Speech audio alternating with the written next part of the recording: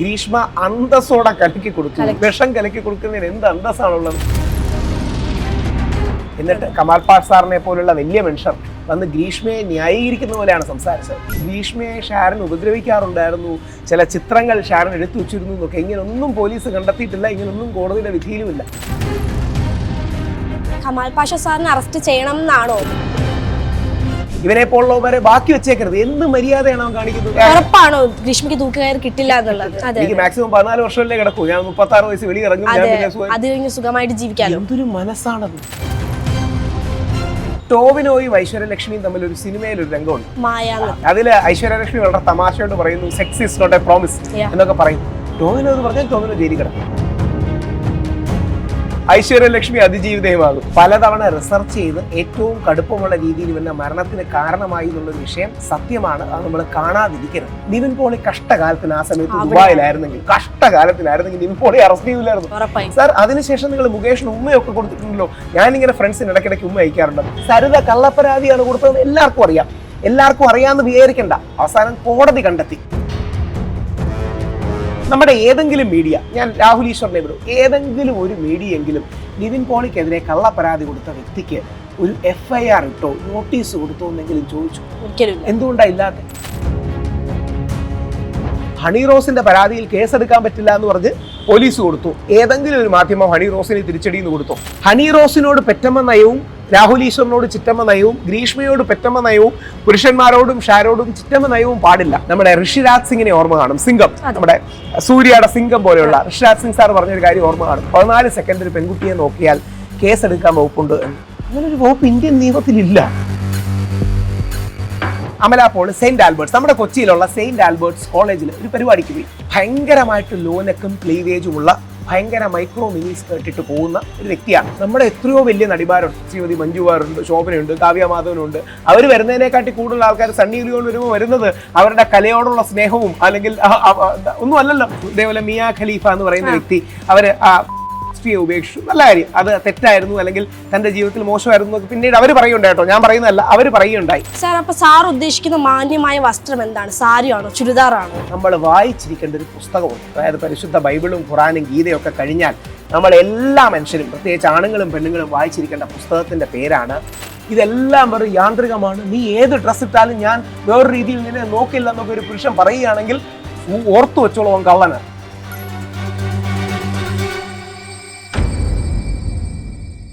എല്ലാവർക്കും നമസ്കാരം. മഴവിൽ കേരളത്തിന്റെ മറ്റൊരു എപ്പിസോഡിലേക്ക് ഏവർക്കും സ്വാഗതം. ഞാൻ ആമിന സലിം. കേരളത്തിന്റെ ഒരു നയനിരൂപകനും ആക്ടിവിസ്റ്റും അതുപോലെ തന്നെ അഭിഭാഷകനുമായ രാഹുൽ ഈശ്വറാണ് ഇതിനോടൊപ്പം ഉള്ളത്. സർ നമസ്കാരം. മഴവിൽ കേരളത്തിന്റെ എല്ലാ പ്രേക്ഷകർക്കും നമസ്കാരം. Thank you Amina. സാർ, ഇപ്പോൾ ഷാരോൺ വധക്കേസിൽ ഗ്രീഷ്മയ്ക്കെതിരെ വധശിക്ഷയ്ക്ക് വിധി വന്നിട്ടുണ്ട്. അപ്പം അതിനെതിരെ സാറിന്റെ അഭിപ്രായം എന്താണ്? 11 ദിവസം വെള്ളം കുടിക്കാതെയാണ് ഷാരൻ മരിച്ചതെന്നാണ് വിധിന്യായത്തിലും മാധ്യമങ്ങളിലും നമ്മൾ മനസ്സിലാക്കുന്നത്. ഗ്രീഷ്മ എന്ന് പറയുന്ന ഈ കുട്ടി ഷാരോണെ ഇഞ്ചിഞ്ചായി കൊല്ലാനും പലതവണ റിസർച്ച് ചെയ്ത് ഏറ്റവും കടുപ്പമുള്ള രീതിയിൽ ഇവൻ്റെ മരണത്തിന് കാരണമായി എന്നുള്ളൊരു വിഷയം സത്യമാണ്. അത് നമ്മൾ കാണാതിരിക്കരുത്. എന്നിട്ട് കമാൽ പാഷ സാറിനെ പോലുള്ള വലിയ മനുഷ്യർ വന്ന് ഗ്രീഷ്മയെ ന്യായീകരിക്കുന്ന പോലെയാണ് സംസാരിച്ചത്. പറഞ്ഞ എന്താ?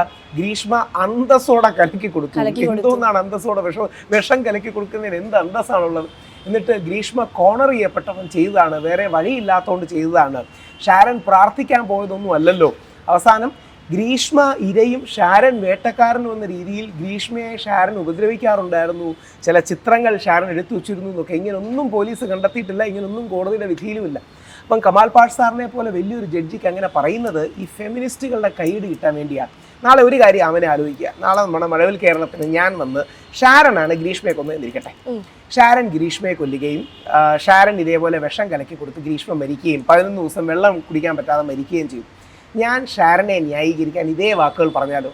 ഗ്രീഷ്മ ഷാരൻ്റെ അടുത്ത് പോയത് പ്രാർത്ഥിക്കാനൊന്നും അല്ലല്ലോ.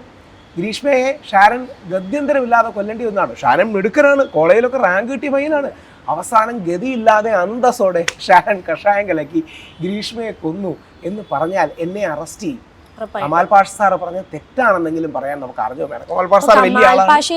കമാൽ പാഷ സാറിനെ അറസ്റ്റ് ചെയ്യണം എന്നാണോ? ഒരിക്കലുമല്ല. അതാണ് ഞാൻ പറഞ്ഞത്. കമാൽ പാഷ സാർ ഞാൻ ജനിക്കുന്നതിന് മുമ്പേ അഡ്വക്കേറ്റ് ആയ വ്യക്തിയാണ്. അദ്ദേഹത്തിന്റെ ചെരുപ്പ് പിടിച്ച് കൂടെ നടക്കാനുള്ള അർഹതയോ യോഗ്യതയോ എനിക്കില്ല. പക്ഷേ കമാൽ പാഷ സാർ പറഞ്ഞത് എല്ലാ പുരുഷന്മാർക്കും എല്ലാ മനുഷ്യർക്കും വേദനിച്ചിട്ടുള്ള സത്യമാണ്. കമാൽ പാഷ സാറുമായിട്ടുള്ള ചർച്ചയിൽ ഷാരൻ്റെ സുഹൃത്തു കുടുംബാംഗം ഇറങ്ങിപ്പോകുന്നതിന്റെ കാര്യം എങ്ങനെയാണ് ഇത് കേട്ടോണ്ടിരിക്കുന്നത്? മരിച്ച ഒരാളെ കുറിച്ചാണ് ഇതൊക്കെ പറയുന്നത്. അപ്പൊ കേട്ടാ തോന്നും ഗ്രീഷ്മ ഇരയാണ്, ഷാരനാണ് വേട്ടക്കാരൻ. മരണത്തിലെങ്കിലും അവനെ ഇരാന്ന് വിളിക്കാൻ നമുക്ക് കഴിയണ്ടേ? അവിടെയാണ് നമ്മുടെ നാട്ടിൽ ചില ആൾക്കാർക്കുണ്ട് സ്ത്രീ സ്ഥിരം ഇര, പുരുഷൻ സ്ഥിരം വേട്ടക്കാരൻ. അത്തരം കാര്യങ്ങളെ പരിഹരിക്കാനാണ് ഞങ്ങൾ ഈ പുരുഷ കമ്മീഷൻ അടക്കമുള്ള കാര്യങ്ങൾ പറയുന്നത്. പുരുഷ കമ്മീഷൻ ഉണ്ടായിരുന്നെങ്കിൽ അങ്ങനെ പറയരുത് സാർ, അത് ശരിയായില്ല എന്ന് പറയാനെങ്കിലും ആരെങ്കിലും ഉണ്ടാവുമായിരുന്നു. അദ്ദേഹത്തിനെതിരെ ഒരു ആക്ഷൻ എടുക്കണമെന്നല്ല. വലിയ ഹൈക്കോടതി ജഡ്ജിയായിരുന്നു, കേരള സമൂഹത്തിൽ ഏറ്റവും ആദരിക്കപ്പെടുന്ന വ്യക്തിയാണ്, എനിക്ക് വലിയ ആദരയും ആരാധനയൊക്കെയാണ്. പക്ഷെ സാറത് പറഞ്ഞത് ഞങ്ങളെ എല്ലാം ആത്മാവിലൊരു പോറ ഏൽപ്പിച്ചു എന്ന കാര്യം പറയാതിരിക്കാൻ വയ്യ. അത് മരിച്ച ഒരാളെ കൊണ്ട് പറയരുത്. ഇവനെന്താ വേറെ പെൺപിള്ളേർ കിട്ടില്ലായിരുന്നോ, എന്തിനാ അവളുടെ പുറകെ നടക്കുന്നത് എന്നൊക്കെ ചോദിച്ചു. നാളെ ഇത് തന്നെ ഞാൻ ഗ്രീഷ്മയെക്കുറിച്ച് ചോദിച്ചിരുന്നെങ്കിലോ, കൊല്ലപ്പെടുകയായിരുന്നെങ്കിൽ ഗ്രീഷ്മയ്ക്ക് എന്താ വേറെ പേരെ കിട്ടാത്ത, ഗ്രീഷ്മ എന്താ വേറെ പേരെ കൂടെ കൂടായിരുന്നോ എന്നൊക്കെ ചോദിച്ചാൽ എങ്ങനെ ഇരിക്കും? ഒരു വരി കൂടെ പറഞ്ഞു, പ്രത്യേകിച്ച് അവനൊക്കെ യങ്ങർ ജനറേഷനിൽ വരുന്നതുകൊണ്ടാണ്. നമ്മുടെ ടോവിനോയും ഐശ്വര്യലക്ഷ്മിയും തമ്മിൽ ഒരു സിനിമയിൽ ഒരു രംഗമുണ്ട്, മായാനദി. അതിൽ ഐശ്വര്യലക്ഷ്മി വളരെ തമാശയോട് പറയുന്നു, sex is not a promise എന്നൊക്കെ പറയും. ടോവിനോ ഇത് പറഞ്ഞാൽ ടോവിനോ ജയിലിൽ കിടക്കും. അതേ ഉള്ളൂ. ടോവിനോ ഇത് പറയുകയാണെങ്കിൽ വിവാഹ വാഗ്ദാനം നൽകി പീഡിപ്പിച്ചു എന്ന് പറഞ്ഞ് ടോവിനോ ജയിലിൽ കിടക്കും, ഐശ്വര്യലക്ഷ്മി അതിജീവിതയുമാകും. ഇപ്പൊ ഐശ്വര്യലക്ഷ്മി പറഞ്ഞാൽ അത് പുരോഗമനം, കയ്യടി, ഭയങ്കര കാര്യം. ടോവിനോ ഇത് പറഞ്ഞാൽ അറസ്റ്റ്. ഇതാണ് എല്ലാ പുരുഷന്മാരും അങ്ങനെ പറയുന്നുണ്ടല്ലോ, sex is not a promise. അത് പുറത്ത് വരുന്നില്ല എന്നല്ലേ? അല്ല, രണ്ട്, അത് തെറ്റാണ്. അത് പുരുഷൻ പറഞ്ഞാലും സ്ത്രീ പറഞ്ഞാലും, അതായത് ബന്ധത്തിൽ അങ്ങനെ താല്പര്യമുള്ളവർക്ക് കേട്ടോ, അല്ലാതെ പോകുന്നവർക്ക് അവരുടെ താല്പര്യം, 18 വയസ്സായവർക്ക് അവരുടെ കൺസെന്റ്. പക്ഷേ അതിന് പുരുഷനെ മാത്രം പീനലൈസ് ചെയ്യരുത്. പീനലൈസ് ചെയ്യുകയാണെങ്കിൽ ആണിനെയും പെണ്ണിനെയും വേണം, ഇല്ലെങ്കിൽ രണ്ടുപേരെയും വേണ്ട. സർ, ഞാൻ ഇത്രയും പറഞ്ഞുകൊണ്ട് ഒരു കാര്യം ചോദിച്ചോട്ടെ. ഒരിക്കലും ഗ്രീഷ്മയെ സപ്പോർട്ട് ചെയ്യുന്നതോ അല്ലെങ്കിൽ ഷാരോണിനെ സപ്പോർട്ട് ചെയ്യാതിരിക്കുന്നതോ അല്ല. ഇപ്പോൾ ഷാരോൺ മരിച്ചതുകൊണ്ട്, ഗ്രീഷ്മയ്ക്ക് വധശിക്ഷ വിധിച്ചതുകൊണ്ട് സർ പുരുഷന്മാരുടെ കമ്മ്യൂണിറ്റിയിൽ നിന്നും വധശിക്ഷ നടപ്പിലാക്കണം എന്ന് പറയുന്നുണ്ട്. അപ്പോൾ ഇതേപോലെ ഒരുപാട് സ്ത്രീകൾ മരിച്ചിട്ടുണ്ട്, പീഡനത്തിനിരയായിട്ടും ഒരുപാട് സ്ത്രീകൾ മരിച്ചിട്ടുണ്ട്. അപ്പോഴും അവരെ പീഡിപ്പിച്ച ആൾക്കാർ ഇപ്പോഴും സുഖമായിട്ട് നടക്കുന്നവരുണ്ട്. ഉദാഹരണം RG കർ കേസ്, അന്ന് തന്നെ വെസ്റ്റ് ബംഗാളിലെ കേസ്. എന്നോട് ചോദിച്ചു, നാഷണൽ മീഡിയ 1-2 പേര് വിളിച്ചു ചോദിച്ചു. ഞാൻ പറഞ്ഞു അവനെ തൂക്കി കൊല്ലരുത്, അവനെ വെടിവെച്ച് കൊല്ലണം, ഇവനെ പോലുള്ളവരെ ബാക്കി വെച്ചേക്കരുത്. എന്ത് മര്യാദയാണ് അവൻ കാണിക്കുന്നത്? അതായത് ഇവൻ മദ്യപിച്ച് വന്ന് ഡോക്ടറായൊരു പെൺകുട്ടി, അവൾ ഡോക്ടറായി പാവപ്പെട്ടവരെയോ അല്ലെങ്കിൽ ബുദ്ധിമുട്ടരെയോ ചികിത്സിക്കാൻ രാത്രി നിന്ന് ഇവൻ ആ കുട്ടിയെ റേപ്പ് ചെയ്യാൻ, ഞാനാ പറഞ്ഞു വെടിവെച്ചു കൊല്ലാൻ നമ്മുടെ നാട്ടിൽ വകുപ്പില്ല കേട്ടോ, അങ്ങനെ ഒരു വകുപ്പുണ്ടായിട്ടില്ല, ഞാൻ വികാരത്തിന്റെ പുറത്ത് പറഞ്ഞതാണ്. അവനെ 2 പ്രാവശ്യം തൂക്കിക്കൊല്ലാൻ പറ്റുമെങ്കിൽ 2 പ്രാവശ്യം തൂക്കിക്കൊല്ലണം. ഇതിനൊക്കെ എന്തോന്ന് മാൻസ് റൈറ്റും വുമൻസ് റൈറ്റുമാണ്. വേറൊരുത്തനെ കൊന്നതിന് ശേഷം ഏറ്റവും മോശമായ രീതിയിൽ അവനെ അപ്പുറത്ത് പീഡിപ്പിച്ചോ അല്ലെങ്കിൽ അവളെ പീഡിപ്പിച്ചു കൊന്നതിന് ശേഷം പിന്നീട് എന്ത് ന്യായമാണ് നമ്മൾ പറയണേ? ഉണ്ട് ഗ്രീഷ്മയും തൂക്കിക്കൊള്ളാം, ഗ്രീഷ്മയ്ക്ക് തൂക്കൊല്ലം കിട്ടാൻ പോണില്ല, അത് വേറെ. ഉറപ്പാണോ ഗ്രീഷ്മയ്ക്ക് തൂക്കുകയർ കിട്ടില്ല എന്നുള്ളത്? എനിക്കറിയാൻ കിട്ടില്ല. അതായത് എൻ്റെ ഓർമ്മ ശരിയാണെങ്കിൽ ബച്ചൻ സിംഗ് കേസ് വെച്ചാണ് ഇന്ത്യയിലെ റെയറസ്റ്റ് ഓഫ് റെയർ എന്ന് പറയുന്ന ഒരു യാർഡ് സ്റ്റിക്ക് എടുക്കുന്നത്. ആ ക്രൈറ്റീരിയ മീറ്റ് ചെയ്യില്ല. എനിക്ക് തോന്നുന്നു ബഷീർ സാർ ഒരു ലാർജർ മെസ്സേജ് സെൻഡ് ഔട്ട് ചെയ്യാൻ വേണ്ടിയിട്ടാണ്. ബഷീർ എന്ന് പറഞ്ഞ പ്രഗത്ഭനായ ഒരു ജഡ്ജിയാണ് ഇത് കൊടുത്തത്. അപ്പോൾ അദ്ദേഹം ഒരു മെസ്സേജ് സെൻഡ് ഔട്ട് ചെയ്യാൻ വേണ്ടി ചെയ്തതായിരിക്കും. ഹൈക്കോടതിയിലോ സുപ്രീം കോടതിയിലോ പോകുമ്പോൾ ജീവപര്യന്തം ആക്കി കൊടുക്കുമായിരിക്കും, അതിന് സംശയമൊന്നുമില്ല. അതൊക്കെ കമാൽ പാഷ സാർ പറഞ്ഞ് ശരിയാട്ടോ, അതൊക്കെ സാറ് പറഞ്ഞ ടെക്നിക്കലി ശരിയാ. പക്ഷേ ടെക്നിക്കലി അല്ലല്ലോ, നമ്മുടെ സഹോദരനോ നമ്മുടെ ആരെങ്കിലും മരിച്ചതിന് ശേഷം ടെക്നിക്കലി അത് ശരിയായില്ല എന്ന് പറയുന്നതിന് എന്താ അർത്ഥം? അപ്പം സാറിൻ്റെ ഒരു അഭിപ്രായത്തിൽ ഗ്രീഷ്മയ്ക്ക് എന്ത് തരത്തിലുള്ള ശിക്ഷ കിട്ടണമെന്നാണ്? ഗ്രീഷ്മ ആദ്യം മനസ്സിലാകേണ്ടത്, എനിക്കറിയില്ല കേട്ടോ, പേപ്പറിൽ വന്ന കാര്യമാണ്, ഒരു താങ്കളും കണ്ടു കാണും, അമിനെ കണ്ടു കാണും. ഗ്രീഷ്മ അന്വേഷണ ഉദ്യോഗസ്ഥരോട് പറഞ്ഞു എന്ന രീതിയിൽ വന്നത്. എനിക്ക് മാക്സിമം 14 വർഷമല്ലേ കിടക്കൂ, ഞാൻ 36 വയസ്സ് വെളിയിറങ്ങും, സുഖമായിട്ട് ജീവിക്കാൻ. എന്തൊരു മനസ്സാണത്.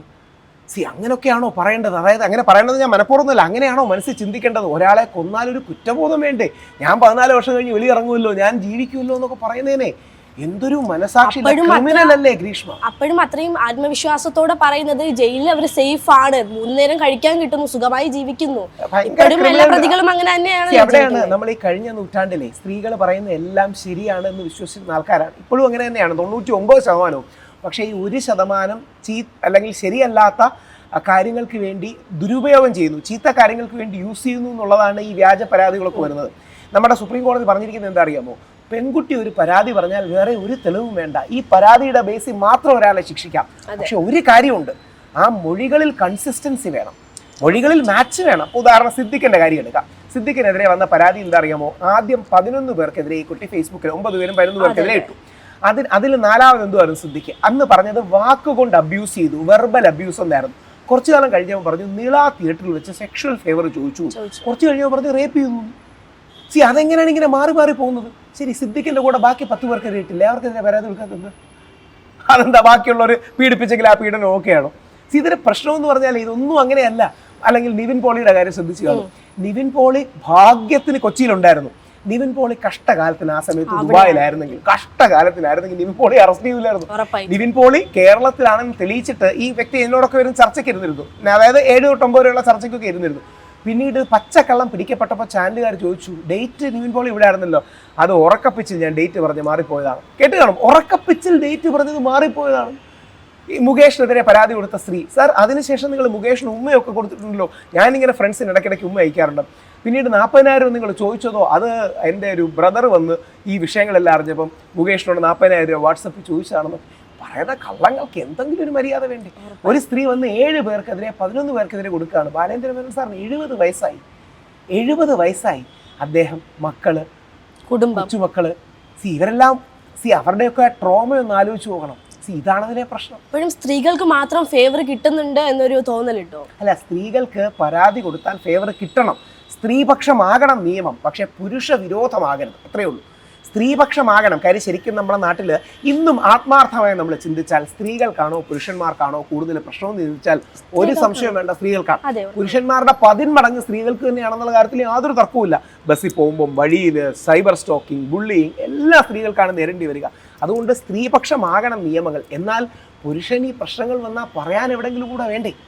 ഇപ്പൊ ഉമ്മൻചാണ്ടി സാർ, അതായത് കേരളം കണ്ട ഏറ്റവും വലിയ മുഖ്യമന്ത്രിയാണ് ഉമ്മൻചാണ്ടി സാർ. സരിത കള്ളപ്പരാതിയാണ് കൊടുത്തതെന്ന് എല്ലാവർക്കും അറിയാമെന്ന് വിചാരിക്കണ്ട. അവസാനം കോടതി കണ്ടെത്തി. എല്ലാവർക്കും അറിയാമെന്ന് ആദ്യമേ എല്ലാവർക്കും അറിയാം കള്ളപ്പരാതിയാണെന്ന്. പിന്നീട് കോടതി കണ്ടെത്തി സരിതയ്ക്കെതിരെ FIR ഇട്ടു. അപ്പൊ അതെന്താ അങ്ങനെ? ഈ വ്യാജ പരാതി എന്ന് പറയുമ്പോൾ ആ വ്യാജ പരാതി കൊടുത്ത ആൾക്കെതിരെ ഏതെങ്കിലും രീതിയിലൊരു ആക്ഷൻ വേണ്ടേ? ഇപ്പം ഇന്നലെ ഞങ്ങൾക്ക് പോലീസുകാർ നോട്ടീസ് തന്നു, നിങ്ങളിവിടെ വിദ്വേഷ പ്രസംഗം നടത്തണമെന്ന് നോട്ടീസ് തന്നു. ഞാൻ പറഞ്ഞു, സാറേ ഞങ്ങൾ ഒരു വരി പോലും തെറ്റായി പറഞ്ഞില്ല, പക്ഷേ പേജാന്തരം കള്ള മൊഴികൾ കൊടുത്ത് മജിസ്ട്രേറ്റിനോട് 164 കൊടുക്കുക എന്ന് പറയും. 164 മജിസ്ട്രേറ്റിനോട് മൊഴി കൊടുക്കുക. അതിനൊരു വിശ്വാസ്യത ഒന്നാണ്. മജിസ്ട്രേറ്റിനോട് പച്ചക്കള്ളം പറഞ്ഞ് മൊഴി കൊടുക്കുന്ന ആൾക്കാർക്ക് ഈ നാട്ടിൽ ഒരു ആക്ഷനും നേരിടുന്നില്ല. നമ്മുടെ ഏതെങ്കിലും മീഡിയ, ഞാൻ രാഹുൽ ഈശ്വറിനെ വിടും, ഏതെങ്കിലും ഒരു മീഡിയെങ്കിലും നിവിൻ പോളിക്കെതിരെ കള്ളപ്പരാതി കൊടുത്ത വ്യക്തിക്ക് ഒരു FIR ഇട്ടോ നോട്ടീസ് കൊടുത്തോ എന്നെങ്കിലും ചോദിച്ചു? എന്തുകൊണ്ടാണ് ഇല്ലാത്ത? മഴവിൽ കേരളത്തോട് എനിക്ക് ഒരു അഭ്യർത്ഥനയും കൂടുണ്ട്. എല്ലാ മീഡിയയോടും ഞാൻ ഈ അഭ്യർത്ഥന റേസ് ചെയ്യുന്നുണ്ട്. നിങ്ങൾക്കെല്ലാം യൂട്യൂബിൽ ലക്ഷക്കണക്കിന് ഫോളോവേഴ്സ് ഉണ്ട്, ഒരുപാട് വ്യൂസും ഉണ്ട്. നിങ്ങൾ ഒരു പോള് നടത്തണം. യൂട്യൂബ് നമ്മുടെ കമ്മ്യൂണിറ്റിയിൽ പോയാൽ ഈസി ആയിട്ട് പോള് നടത്താൻ ഒരു ഓപ്ഷൻ കണ്ടു കാണും. ആ പോളിൽ പുരുഷ കമ്മീഷൻ ആവശ്യമാണോ എന്നൊരു പോള് നടത്തുക. 75 മുതൽ 90% വരെ ആൾക്കാർ, ഞാൻ അടക്കമുള്ളവർ പറയുന്നതിനോട് യോജിക്കും. കാര്യം ഒരുപാട് പേര് ജീവിതത്തിലെ വിഷമമാണ്. പിന്നെ ഒരു കാര്യം കൂടെ, ചില ആൾക്കാർ പറയാറുണ്ട്, ഈ ഓവർ ആക്കുകയല്ലേ പാലഭിഷേകം, നമ്മുടെ പടക്കം പൊട്ടിക്കുക ആണ്. അവർക്ക് വേണ്ടി ഞാൻ ക്ഷമ ചോദിക്കുക. എൻ്റെ റീസൺ എന്താണെന്നും കൂടെ അറിയണം. ആ കൂടി നിൽക്കുന്നവരെ തത്വം കേട്ട് വന്നവരല്ല. 50, 100, 150 ദിവസമൊക്കെ വ്യാജ പരാതി ജയിലിൽ കിടന്ന് വന്നിട്ടുള്ളവരാ.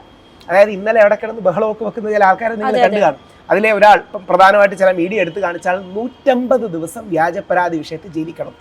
150 ദിവസം കഴിഞ്ഞ് ഇയാൾ വെളിയിലിറങ്ങിയപ്പോൾ, 150, 200 ദിവസം കിടന്നു വെളിയിലിറങ്ങിയപ്പോൾ ഇയാളെ സ്വീകരിക്കാൻ ആരുമില്ല. ഇയാൾക്ക് വീട്ടുകാർക്ക് വേണ്ട, നാട്ടുകാർക്ക് വേണ്ട, കൂട്ടുകാർക്ക് വേണ്ട. നമ്മുടെ ഒരു സഹോദരനെ കുറിച്ച് ചോദിച്ചാൽ മതി. നമ്മുടെ ഒരു സഹോദരൻ വ്യാജ കേസിൽ, റേപ്പ് കേസിലകത്ത് പോയി. നമ്മൾ പിന്നെ അവനെ കല്യാണത്തിന് വിളിക്കും. വ്യാജ കേസാണെന്ന് നമുക്കറിയാം, വിളിക്കുമായിരിക്കും, പക്ഷെ ഒരു ചെറിയ മടി. ബാക്കിയുള്ളവർ നാണക്കേടല്ലേ എന്ന് പറയുന്ന കാര്യം. ഇവൻ രക്ഷപ്പെട്ടാലും റേപ്പ് കേസിലെ പ്രതി. ഇത് ഇപ്പം നാളെ നിങ്ങൾ ആലോചിക്കേണ്ട, മഴവിൽ കേരളമോ രാഹുൽ ഈശ്വറോ നമ്മളൊരു യുവജനോത്സവം കവർ ചെയ്യാൻ പോയി നമ്മുടെ ഭാഗത്തു നിന്ന് അറിയാതൊരു വാക്ക് കിട്ടിയാൽ നമ്മൾ 1 or 2 ആഴ്ച ജയിലിൽ കിടക്കും. ഒരു മിഡിൽ ലെവൽ അഡ്വക്കേറ്റ് എങ്കിലും ഇല്ലെങ്കിലേ നമ്മളോട് കോടതി എന്ത് പറയാൻ അറിയാം, പരിശോധിക്കാം, ഒരു 2 ദിവസം കഴിയട്ടെ. 2 ദിവസം കഴിഞ്ഞ് പോലീസുകാർ എന്ന് പറയാം, സാർ ഇന്ന് ഞങ്ങൾ കേസ് ഡയറി എടുത്തില്ല, ഇന്ന് നമുക്ക് വേറെ പരിപാടിയുണ്ട്, ഓക്കെ 2 ദിവസം കൊണ്ട് കഴിയും. അങ്ങനെ 2, 4, 8 ആയി, 8, 16 ആയി, ഒരു 16 ദിവസം കഴിഞ്ഞ് ജോലി കിട്ടും. പരമാവധി എല്ലാ പേപ്പറിലും നമ്മുടെ ഫോട്ടോ വരും, പരമാവധി എല്ലായിടത്തും പേര് വരും. പോക്സോ പ്രതി, ലൈംഗിക പീഡന പ്രതി, സ്ത്രീ പീഡകൻ. പിന്നീട് നമുക്ക് ജോലി കിട്ടില്ല, ബിസിനസ് കിട്ടില്ല, ജീവിതം കഴിയുന്നു പോകും. ആരുടെയെങ്കിലും ആ വ്യാജ പരാതിയുടെ അടിയിൽ തീരാനുള്ളതല്ല പുരുഷന്റെ ജീവിതം. അപ്പോഴും അവിടെ ബന്ധങ്ങൾക്കല്ലേ പ്രാധാന്യം കൂടുന്നത്. ഇപ്പം ബന്ധങ്ങൾ കൂടുതൽ ഉണ്ടെങ്കിൽ നമുക്ക് സിമ്പിൾ ആയിട്ട് ഊരിപ്പോ, അല്ലെങ്കിൽ ഒരു പത്രത്തിൽ പോലും പേര് വരാതെ രക്ഷപ്പെടാം. 99%, അതായത് ഇപ്പൊ സോഷ്യൽ മീഡിയയുടെ ഒക്കെ കാലത്ത് 99% അങ്ങനെ രക്ഷപ്പെടാനുള്ള ചാൻസ് കുറവാണ്. അതായത് ഇല്ലെന്നല്ല, ചിലപ്പോൾ ആൾക്കാർ 99% അങ്ങനല്ല. കാര്യം ഏതെങ്കിലും ഒരു മീഡിയ കൊടുത്തു കഴിഞ്ഞാൽ ബാക്കി മീഡിയക്ക് കൊടുത്തേ പറ്റുന്ന അവസ്ഥയാണ്. അതുകൊണ്ട് 99% അങ്ങനല്ല. പക്ഷെ ആമിനയ്ക്ക് അറിയാമെന്നറിയില്ല, ഹിന്ദുവിൽ ഗൗരിദാസൻ നായർ സാർ എന്നൊരാളുടെ, അദ്ദേഹത്തിൻ്റെ കേസ് റെഫർ ചെയ്താൽ മതി. ഗൗരിദാസൻ നായർ സാർ എന്ന് പറഞ്ഞാൽ, ഞാനൊക്കെ ജേർണലിസം പഠിച്ചിരുന്ന കാലത്തോ അല്ലെങ്കിൽ കുറച്ചുകൂടെ എങ്ങായിരുന്ന കാലത്തോ ഗൗരിദാസൻ നായർ സാർ താഴെ വന്നു എന്ന് പറഞ്ഞാൽ ഞങ്ങൾ മേടി അടിച്ചിരിക്കുമായിരുന്നു. ദി ഹിന്ദു പത്രത്തിന്റെ സർവശക്തനായ രാഷ്ട്രീയക്കാരെല്ലാം കണ്ടാൽ എണീച്ച് നിൽക്കുന്ന സർവശക്തനായ സ്ട്രോങ് ആയ അവിടുത്തെ എഡിറ്റർ അല്ലെങ്കിൽ ഏറ്റവും ടോപ്പിൽ നിൽക്കുന്ന ആളെന്തായിരുന്നു. പുള്ളിക്കെതിരെ ചെന്നൈയിലെ ഒരു പെൺകുട്ടി ബ്ലോഗ് എഴുതി. എന്താ ബ്ലോഗ് എന്നറിയാമോ? കയറി പിടിച്ചു എന്നോ റേപ്പ് ചെയ്തു എന്നൊന്നുമല്ല. പുള്ളി എൻ്റെ നേരെ അഡ്വാൻസ് ചെയ്തു. ഇതിന് പേരും എഴുതിയിട്ടില്ല. താഴെ വേറെ ആരോ വന്ന് ഗൗരിദാസൻ ആരാണ് എഴുതി. പുള്ളിക്ക് VRS എടുക്കേണ്ടി വന്നു. നല്ല റിട്ടയർമെൻറ്റ് കിട്ടിയില്ല, പൊതുജീവിതമില്ല. പിന്നീട് പുള്ളി ഒരു പബ്ലിക് പരിപാടിക്ക് വിളിച്ചപ്പോൾ ആൾക്കാർ പ്രൊട്ടസ്റ്റ് നടത്തി. പുള്ളി ആൾക്കാർ വിളിക്കാതായി. ഈ ജീവിതം ഒരാളുടെ തീർന്നു പോവാണ് വെറുതെ ഒരാൾ എഴുതുന്നതിൻ്റെ പേരിൽ. അപ്പോൾ ഇത് ശരിയല്ല, തെറ്റാണ് എന്ന് പറയാൻ നമുക്കൊരു ആർജവം വേണം. സാർ, ഇപ്പം ഗ്രീഷ്മയ്ക്ക് വധശിക്ഷ കിട്ടി എന്ന പേരിൽ കേരളം മുഴുവൻ ആഘോഷിക്കുന്നുണ്ട്. ഗ്രീഷ്മയ്ക്ക് വധശിക്ഷ വേണം എന്ന് ആഗ്രഹിക്കുന്ന ഒരുപാട് പേരുണ്ട്. അപ്പോഴും സാറ് പറയുന്നുണ്ട് ഗ്രീഷ്മയ്ക്ക് വധശിക്ഷ കിട്ടില്ല. ആ ഒരു ഉറപ്പുണ്ടായിട്ടും എന്തിനായിരുന്നു സാർ ആ വിധിച്ചതിന്? സാധാരണഗതിയിൽ അതായത് ഗ്രീഷ്മയ്ക്ക് വധശിക്ഷ കിട്ടുന്നതിനേക്കാൾ ഷാരന് നീതി കിട്ടുന്നതിലാണ് നമുക്ക് സന്തോഷം. അതെ അതെ, ഉറപ്പായിട്ടും. ഗ്രീഷ്മയ്ക്ക് വധശിക്ഷ കിട്ടുമോ ഇല്ലയോ എന്നുള്ള സെക്കൻഡറിയാണ്. ഷാരന്റെ കുടുംബത്തിന്, ഷാരന്റെ ഫാമിലിക്ക് ഷാരന് ഒരു നീതി വേണം. ആ നീതിയാണ് പ്രധാനം. ചില ആൾക്കാർ പറയുന്നുണ്ട് ഗ്രീഷ്മയെ നന്നാക്കാൻ നോക്കണമെന്ന്. നന്നാക്കാൻ നോക്കിക്കോട്ടെ, പ്രശ്നമില്ല. പക്ഷേ ഗ്രീഷ്മ നന്നായി നാളെ മദർ തെരേസയും മഹാത്മാഗാന്ധി ആണെങ്കിലും ഷാരന്റെ ജീവിതം തിരിച്ചു കിട്ടില്ലല്ലോ. ഒരിക്കലും. അപ്പം ഷാരൻ ഒരു നീതി വേണം. അതോടൊപ്പം ഗ്രീഷ്മയ്ക്ക് റിഫോർമേറ്റീവ് ആണെങ്കിൽ ചെയ്തോട്ടെ. കാര്യം ആ കേസ് ഇത് റെയറസ്റ്റ് ഓഫ് റെയർ ആയിട്ട് ചിലപ്പോൾ ഹൈക്കോടതി ഒന്നും ഗണിക്കില്ല എന്നുള്ളതാണ് സത്യം. കമാൽ സാറ് പറഞ്ഞ പോയിന്റ് ടെക്നിക്കലി കറക്റ്റാണ്. പക്ഷെ നമുക്കൊരു മനുഷ്യത്വം എന്നൊരു കാര്യം കൂടി ഇല്ലേ? ഉറപ്പായിട്ടും. അതായത് ടെക്നിക്കൽ നമ്മളിപ്പം മരണത്തിന് നമ്മുടെ ആരെങ്കിലും ബന്ധു മരിക്കുകയാണെങ്കിൽ നമ്മൾ പറയുന്നത് അവർ പോയി എന്നാണ്. അവർ ചത്തു എന്ന് പറയാറില്ല. ചത്തു എന്ന് പറഞ്ഞാലും ടെക്നിക്കലി കറക്റ്റാണ്. പക്ഷേ നമ്മൾ പോയി എന്ന് പറയുന്നത് മനസ്സിലെ ആ വേദന ഉള്ളതുകൊണ്ടും വിഷമം ഉള്ളതുകൊണ്ടും വാക്കുകൾക്കൊരു മയം ഉണ്ടാവണം എന്ന് പറഞ്ഞുകൊണ്ടാണ് പോയി എന്ന് നമ്മൾ പറയുന്നത്. ചത്തു എന്ന് പറയാത്തത് നമ്മുടെ മനസ്സിലൊരു മനുഷ്യത്വം ഉള്ളതുകൊണ്ടാണ്. അപ്പൊ ആ മനുഷ്യത്വം കാത്തു സൂക്ഷിക്കണം. ടെക്നിക്കലി കറക്റ്റാണ്, സാങ്കേതികമായ കറക്റ്റാണ്. കമാൽ പാൽ സാറിനോട് നിയമം പറയാനുള്ള അർഹത എനിക്കില്ല. അതുകൊണ്ട് സാറ് സാങ്കേതികമായ കറക്റ്റാണ്. പക്ഷേ മരിച്ച ആളുടെ വീട്ടുകാരെല്ലാം കേൾക്കുന്ന ഒരു പരിപാടിയിൽ ഗ്രീഷ്മയ്ക്ക് റാങ്ക് കിട്ടിയുകൊണ്ട് എന്താ കാര്യം? ഗ്രീഷ്മ 22 പ്രാവശ്യം പാരസെറ്റമോളും മറ്റു ഫലങ്ങൾ റിസർച്ച് ചെയ്തു. ഇവൻ ഗ്രീഷ്മയെ ഉപദ്രവിച്ചു എന്നൊക്കെ പറയുന്നത് ദൈവദോഷമല്ലേ? അതായത് അവന് എന്തെങ്കിലും ഗ്രീഷ്മയെ ദ്രോഹിക്കണമെന്നുണ്ടായിരുന്നെങ്കിൽ ആ പേര് പറഞ്ഞാൽ മതിയായിരുന്നല്ലോ. അതുപോലും ആ പയ്യൻ ചെയ്തില്ല. ആ പയ്യനെ കുറിച്ചാണ് ഇങ്ങനെയൊക്കെ പറഞ്ഞു വരുത്തുന്നത്. എന്തിനാണ്? ഗ്രീഷ്മയ്ക്ക് ഭാവിയിൽ ഇളവ് കിട്ടാൻ. അതിന്റെ നറേറ്റീവ് ഉണ്ടാക്കുകയാണ്, അതിന്റെ കഥ ഇപ്പോഴേ. പക്ഷേ ഗ്രീഷ്മയ്ക്ക് ഒരു മനസ്താപം ഉണ്ടായിരുന്നെങ്കിൽ ഏറ്റവും വലിയ നീതി ഷാരൂണിന് അത് തന്നെ കിട്ടുമായിരിക്കും. ഗ്രീഷ്മയ്ക്ക് എന്തായാലും ലഭ്യമായ വിവരങ്ങളിൽ നിന്ന് ഒരു മനസ്താപം കണ്ടില്ല. കാര്യം നമ്മൾ കണ്ടത് ലഭ്യമായ വിവരങ്ങൾ. ഇനി ഗ്രീഷ്മയ്ക്ക് ഉള്ളിലുണ്ടോ എന്ന് എനിക്കറിയില്ല. ഇപ്പോഴെങ്കിലും അംഗീകരിക്കണം, ഗ്രീഷ്മയാണ് വേട്ടക്കാരി, ഷാരനാണ് ഇര. ആരെങ്കിലും അങ്ങനെ പറയുന്നത് കേട്ടോ? ആരെങ്കിലും അങ്ങനെ? അതായത് ഇതാണ് ഒരു ഇരട്ടത്താപ്പ്. ഞാൻ ഹൈക്കോടതിയിൽ മുൻകൂർ ജാമ്യത്തിന് അപ്രോച്ച് ചെയ്തു. അപ്പോൾ ഹൈക്കോടതി പറഞ്ഞു പോലീസ് തൽക്കാലം കേസ് എടുത്തിട്ടില്ല, അതുകൊണ്ട് നോട്ട് ടു അറസ്റ്റ് തരുന്നില്ല. എല്ലാ മാധ്യമങ്ങളും രാഹുൽ ഈശ്വരൻ തിരിച്ചടിന്ന് കൊടുത്തു. ഹണി റോസിന്റെ പരാതിയിൽ കേസെടുക്കാൻ പറ്റില്ല എന്ന് പറഞ്ഞ് പോലീസ് കൊടുത്തു. ഏതെങ്കിലും ഒരു മാധ്യമം ഹണി റോസിന് തിരിച്ചടിന്ന് കൊടുത്തോ? 99% മാധ്യമങ്ങളും ചെയ്തില്ല. അപ്പോൾ ഹണി റോസിനോട് പെറ്റമ്മ നയവും രാഹുൽ ഈശ്വറിനോട് ചിറ്റമ്മ നയവും ഗ്രീഷ്മയോട് പെറ്റമ്മ നയവും പുരുഷന്മാരോടും ഷാരോടും ചിറ്റമ്മ നയവും പാടില്ല. ഒരു ഇക്വാളിറ്റി അതിൽ വേണമെന്നുള്ളതാണ് നമ്മൾ പറയുന്നത്. ഇക്കാലത്തും ഇക്വാളിറ്റിക്ക് ഒരു കുറവും ഇല്ല എന്നാണ് എൻ്റെ ഒരു അഭിപ്രായത്തിൽ. ഇപ്പോൾ പുരുഷന്മാരാണ് മുകളിൽ, സ്ത്രീകൾ പിറകിലാണ് എന്നാണ് പറഞ്ഞു വരുന്നത്. അല്ല, 2-3 കാര്യങ്ങളുണ്ട്. നമ്മുടെ സിറ്റിയിലൊക്കെയാണ് കുറച്ചുകൂടെ മെച്ചം. ഇന്ത്യയുടെ ഗ്രാമങ്ങളിലേക്കൊക്കെ പോകുമ്പം സ്ത്രീകൾ ബുദ്ധിമുട്ട് കൂടുതൽ അനുഭവിക്കുന്നുള്ള കാര്യത്തിൽ സംശയമില്ല. അതൊന്നും നമ്മൾ കണ്ണടച്ചിരുട്ടാക്കണ്ട. അതുകൊണ്ട് കുറെ പുരുഷന്മാരെ ഇവിടെ ജയിലിടാന്നാണോ? ഇവിടെ എന്താ അറിയോ, ഇവിടെ ആൾക്കാർ ചെയ്യുന്നതെന്ന് പറഞ്ഞാൽ പല സ്ത്രീകളും ജെനുവിനായ ബുദ്ധിമുട്ട് അനുഭവിക്കുന്നുണ്ട്. അതിന്റെ ഒരു വേദന നമ്മുടെ എല്ലാം ഉള്ളിലുണ്ട്. ആ വേദന നിരപരാധിയെ കുറിച്ച് പുരുഷന്മാരെ ജയിലിട്ടാൽ തീരുവോ? ഇവിടെയാണ് നമ്മളൊരു ബാലൻസ് നോക്കേണ്ടത്. സ്ത്രീക്കും നീതി, പുരുഷനും നീതി. വനിതാ കമ്മീഷനും വേണം, പുരുഷ കമ്മീഷനും വേണം. അങ്ങനെ ഒരു ബാലൻസ് കൊണ്ടുവരാൻ നമുക്ക് കഴിയണം. ഇപ്പോൾ ഗ്രീഷ്മ സ്ത്രീയാണ്, അതുകൊണ്ട് ഗ്രീഷ്മയ്ക്ക് ഇളവ് നൽകണം എന്ന് പറയുന്ന ഒരു കൂട്ടം ആൾക്കാരുണ്ട്. ഗ്രീഷ്മ സ്ത്രീ ആയതുകൊണ്ട് മാത്രം അവളൊരു സ്ത്രീയല്ലേ? അതിനോട് ഈശ്വർ യോജിക്കുന്നുണ്ടോ? പ്രശ്നം എന്ന് പറഞ്ഞാലേ ഗ്രീഷ്മ ചെയ്തത് പൈശാചികമായൊരു കൃത്യമാണ്. ഗ്രീഷ്മയ്ക്ക് എത്തൊക്കെ വഴിയുണ്ടായിരുന്നു ഒഴിവാക്കാൻ. ഒരു കംപ്ലൈന്റ് കൊടുക്കായിരുന്നു. ഇനിയും ഏതെങ്കിലും വീഡിയോ ഒന്നും ഇല്ല കേട്ടോ, അങ്ങനെ വെറുതെ പറയുന്നതാണ്. വീഡിയോ ലീക്ക് ചെയ്യുന്നെങ്കിൽ സൈബർ സെല്ലിൽ ഒന്ന് വിളിച്ചു പറഞ്ഞാൽ അപ്പം വന്ന് ഇവന്റെ മൊബൈലും ലാപ്ടോപ്പും ഒക്കെ എടുത്തോണ്ട് പോവില്ലേ? ഒരു വാക്ക് ഷാരോനോട് പറഞ്ഞാൽ മതിയോ, എന്റെ ജീവിതത്തിൽ നിന്ന് ഒഴിഞ്ഞു പോവും. അങ്ങനെ എന്തായാലും നമ്മൾ അറിഞ്ഞതിൽ പറഞ്ഞിട്ടില്ല, നമ്മുടെ ലഭ്യമായ കാര്യത്തിൽ പറഞ്ഞിട്ടില്ല. എത്ര ഈസി ആയിട്ട് ഈ വ്യക്തിക്ക് ചെയ്യാം. ഞാൻ അത് നെഗറ്റീവായിട്ട് പറയില്ല, വിധിന്യായത്തിൽ പറഞ്ഞുകൊണ്ട് മാത്രമാണ്. 5 or 6 പ്രാവശ്യം രേഷ്മ അങ്ങോട്ട് താല്പര്യമെടുത്ത് ഷാരോണയെ വിളിക്കുകയും ഈ കൊല്ലാനുള്ള ദിവസം പോലും വാട്സപ്പിൽ വിളിച്ച് 1 മണിക്കൂറോളം സംസാരിക്കുകയും ലൈംഗികോദ്ദീപകമായി സംസാരിക്കുകയും ഷാരനെ വിളിക്കുകയും ചെയ്തു എന്നൊരു കോടതി റെക്കോർഡ് ചെയ്ത കാര്യം ഞാൻ സൂചിപ്പിക്കുകയാണ്. അതുവരെ ഉണ്ട്. അതായത് പ്ലാൻ ചെയ്ത് ഫിസിക്കൽ റിലേഷൻഷിപ്പിന് വിളിച്ചിട്ട് വിഷം കൊടുത്തു കൊന്നതിന് ശേഷം പുഷ് ടു എ കോർണർ ആണെന്നൊക്കെ പറഞ്ഞാൽ എന്ത് ന്യായം? അപ്പോൾ ഗ്രീഷ്മയുടെ ഉദ്ദേശം സെക്സ് മാത്രമായിരുന്നു? അല്ല, ഗ്രീഷ്മയ്ക്ക് ഒരു പക്ഷേ ഷാരനെ കാട്ടി ബെറ്റർ ആളെ കിട്ടിയെന്ന് മറ്റേ മിലിറ്ററിക്കാരനെ തോന്നിക്കാണും. ഞാൻ വ്യാജ പരാതി കൊടുക്കണമെന്നല്ല പറയുന്നത് കേട്ടോ, സർക്കാസ്തോടെ പറയുക. ഒരു വ്യാജ പരാതി ഗ്രീഷ്മ കൊടുത്തിരുന്നെങ്കിൽ ഷാരൺ അകത്തും ഗ്രീഷ്മ വെളിയിൽ കിടക്കുമായിരുന്നു. ഷാരൺ ജയിലിനകത്ത് കിടക്കുമായിരുന്നു. ഇല്ലെങ്കിൽ പോലീസുകാരോട് സർ എന്നെ പുറകെ നടന്ന് ശല്യപ്പെടുത്തുന്നു, എൻ്റെ ചില രഹസ്യ വീഡിയോസും ഫോട്ടോസും, പോലീസിനൊരു പരാതി കൊടുത്താൽ 2-3 ദിവസത്തിനകം ഷാരനെ തൂക്കി, ഷാരൻ്റെ ലാപ്ടോപ്പ് തൂക്കി, ഷാരൻ്റെ മൊബൈൽ തൂക്കി വെക്കും. ഒന്നെങ്കിൽ ലാപ്ടോപ്പിലും മൊബൈൽ ഫോണിലും ഒക്കെ സൂക്ഷിച്ചു വെക്കും. അവനെ 2 റൗണ്ട് പേടിപ്പിച്ചോട്ടെ കൊല്ലാതെ വിടായിരുന്നില്ലേ ആര്? അല്ലെങ്കിൽ ഷാരൻ്റെ വീട്ടുകാരോട് പറയുന്നില്ലേ? നമുക്ക് ലഭ്യമായ വിവരം വെച്ച് അങ്ങനെയൊന്നും പറഞ്ഞിട്ടില്ല. ഷാരൻ്റെ വീട്ടുകാരോട് അവോയ്ഡ് ചെയ്യാൻ പറയുന്നു.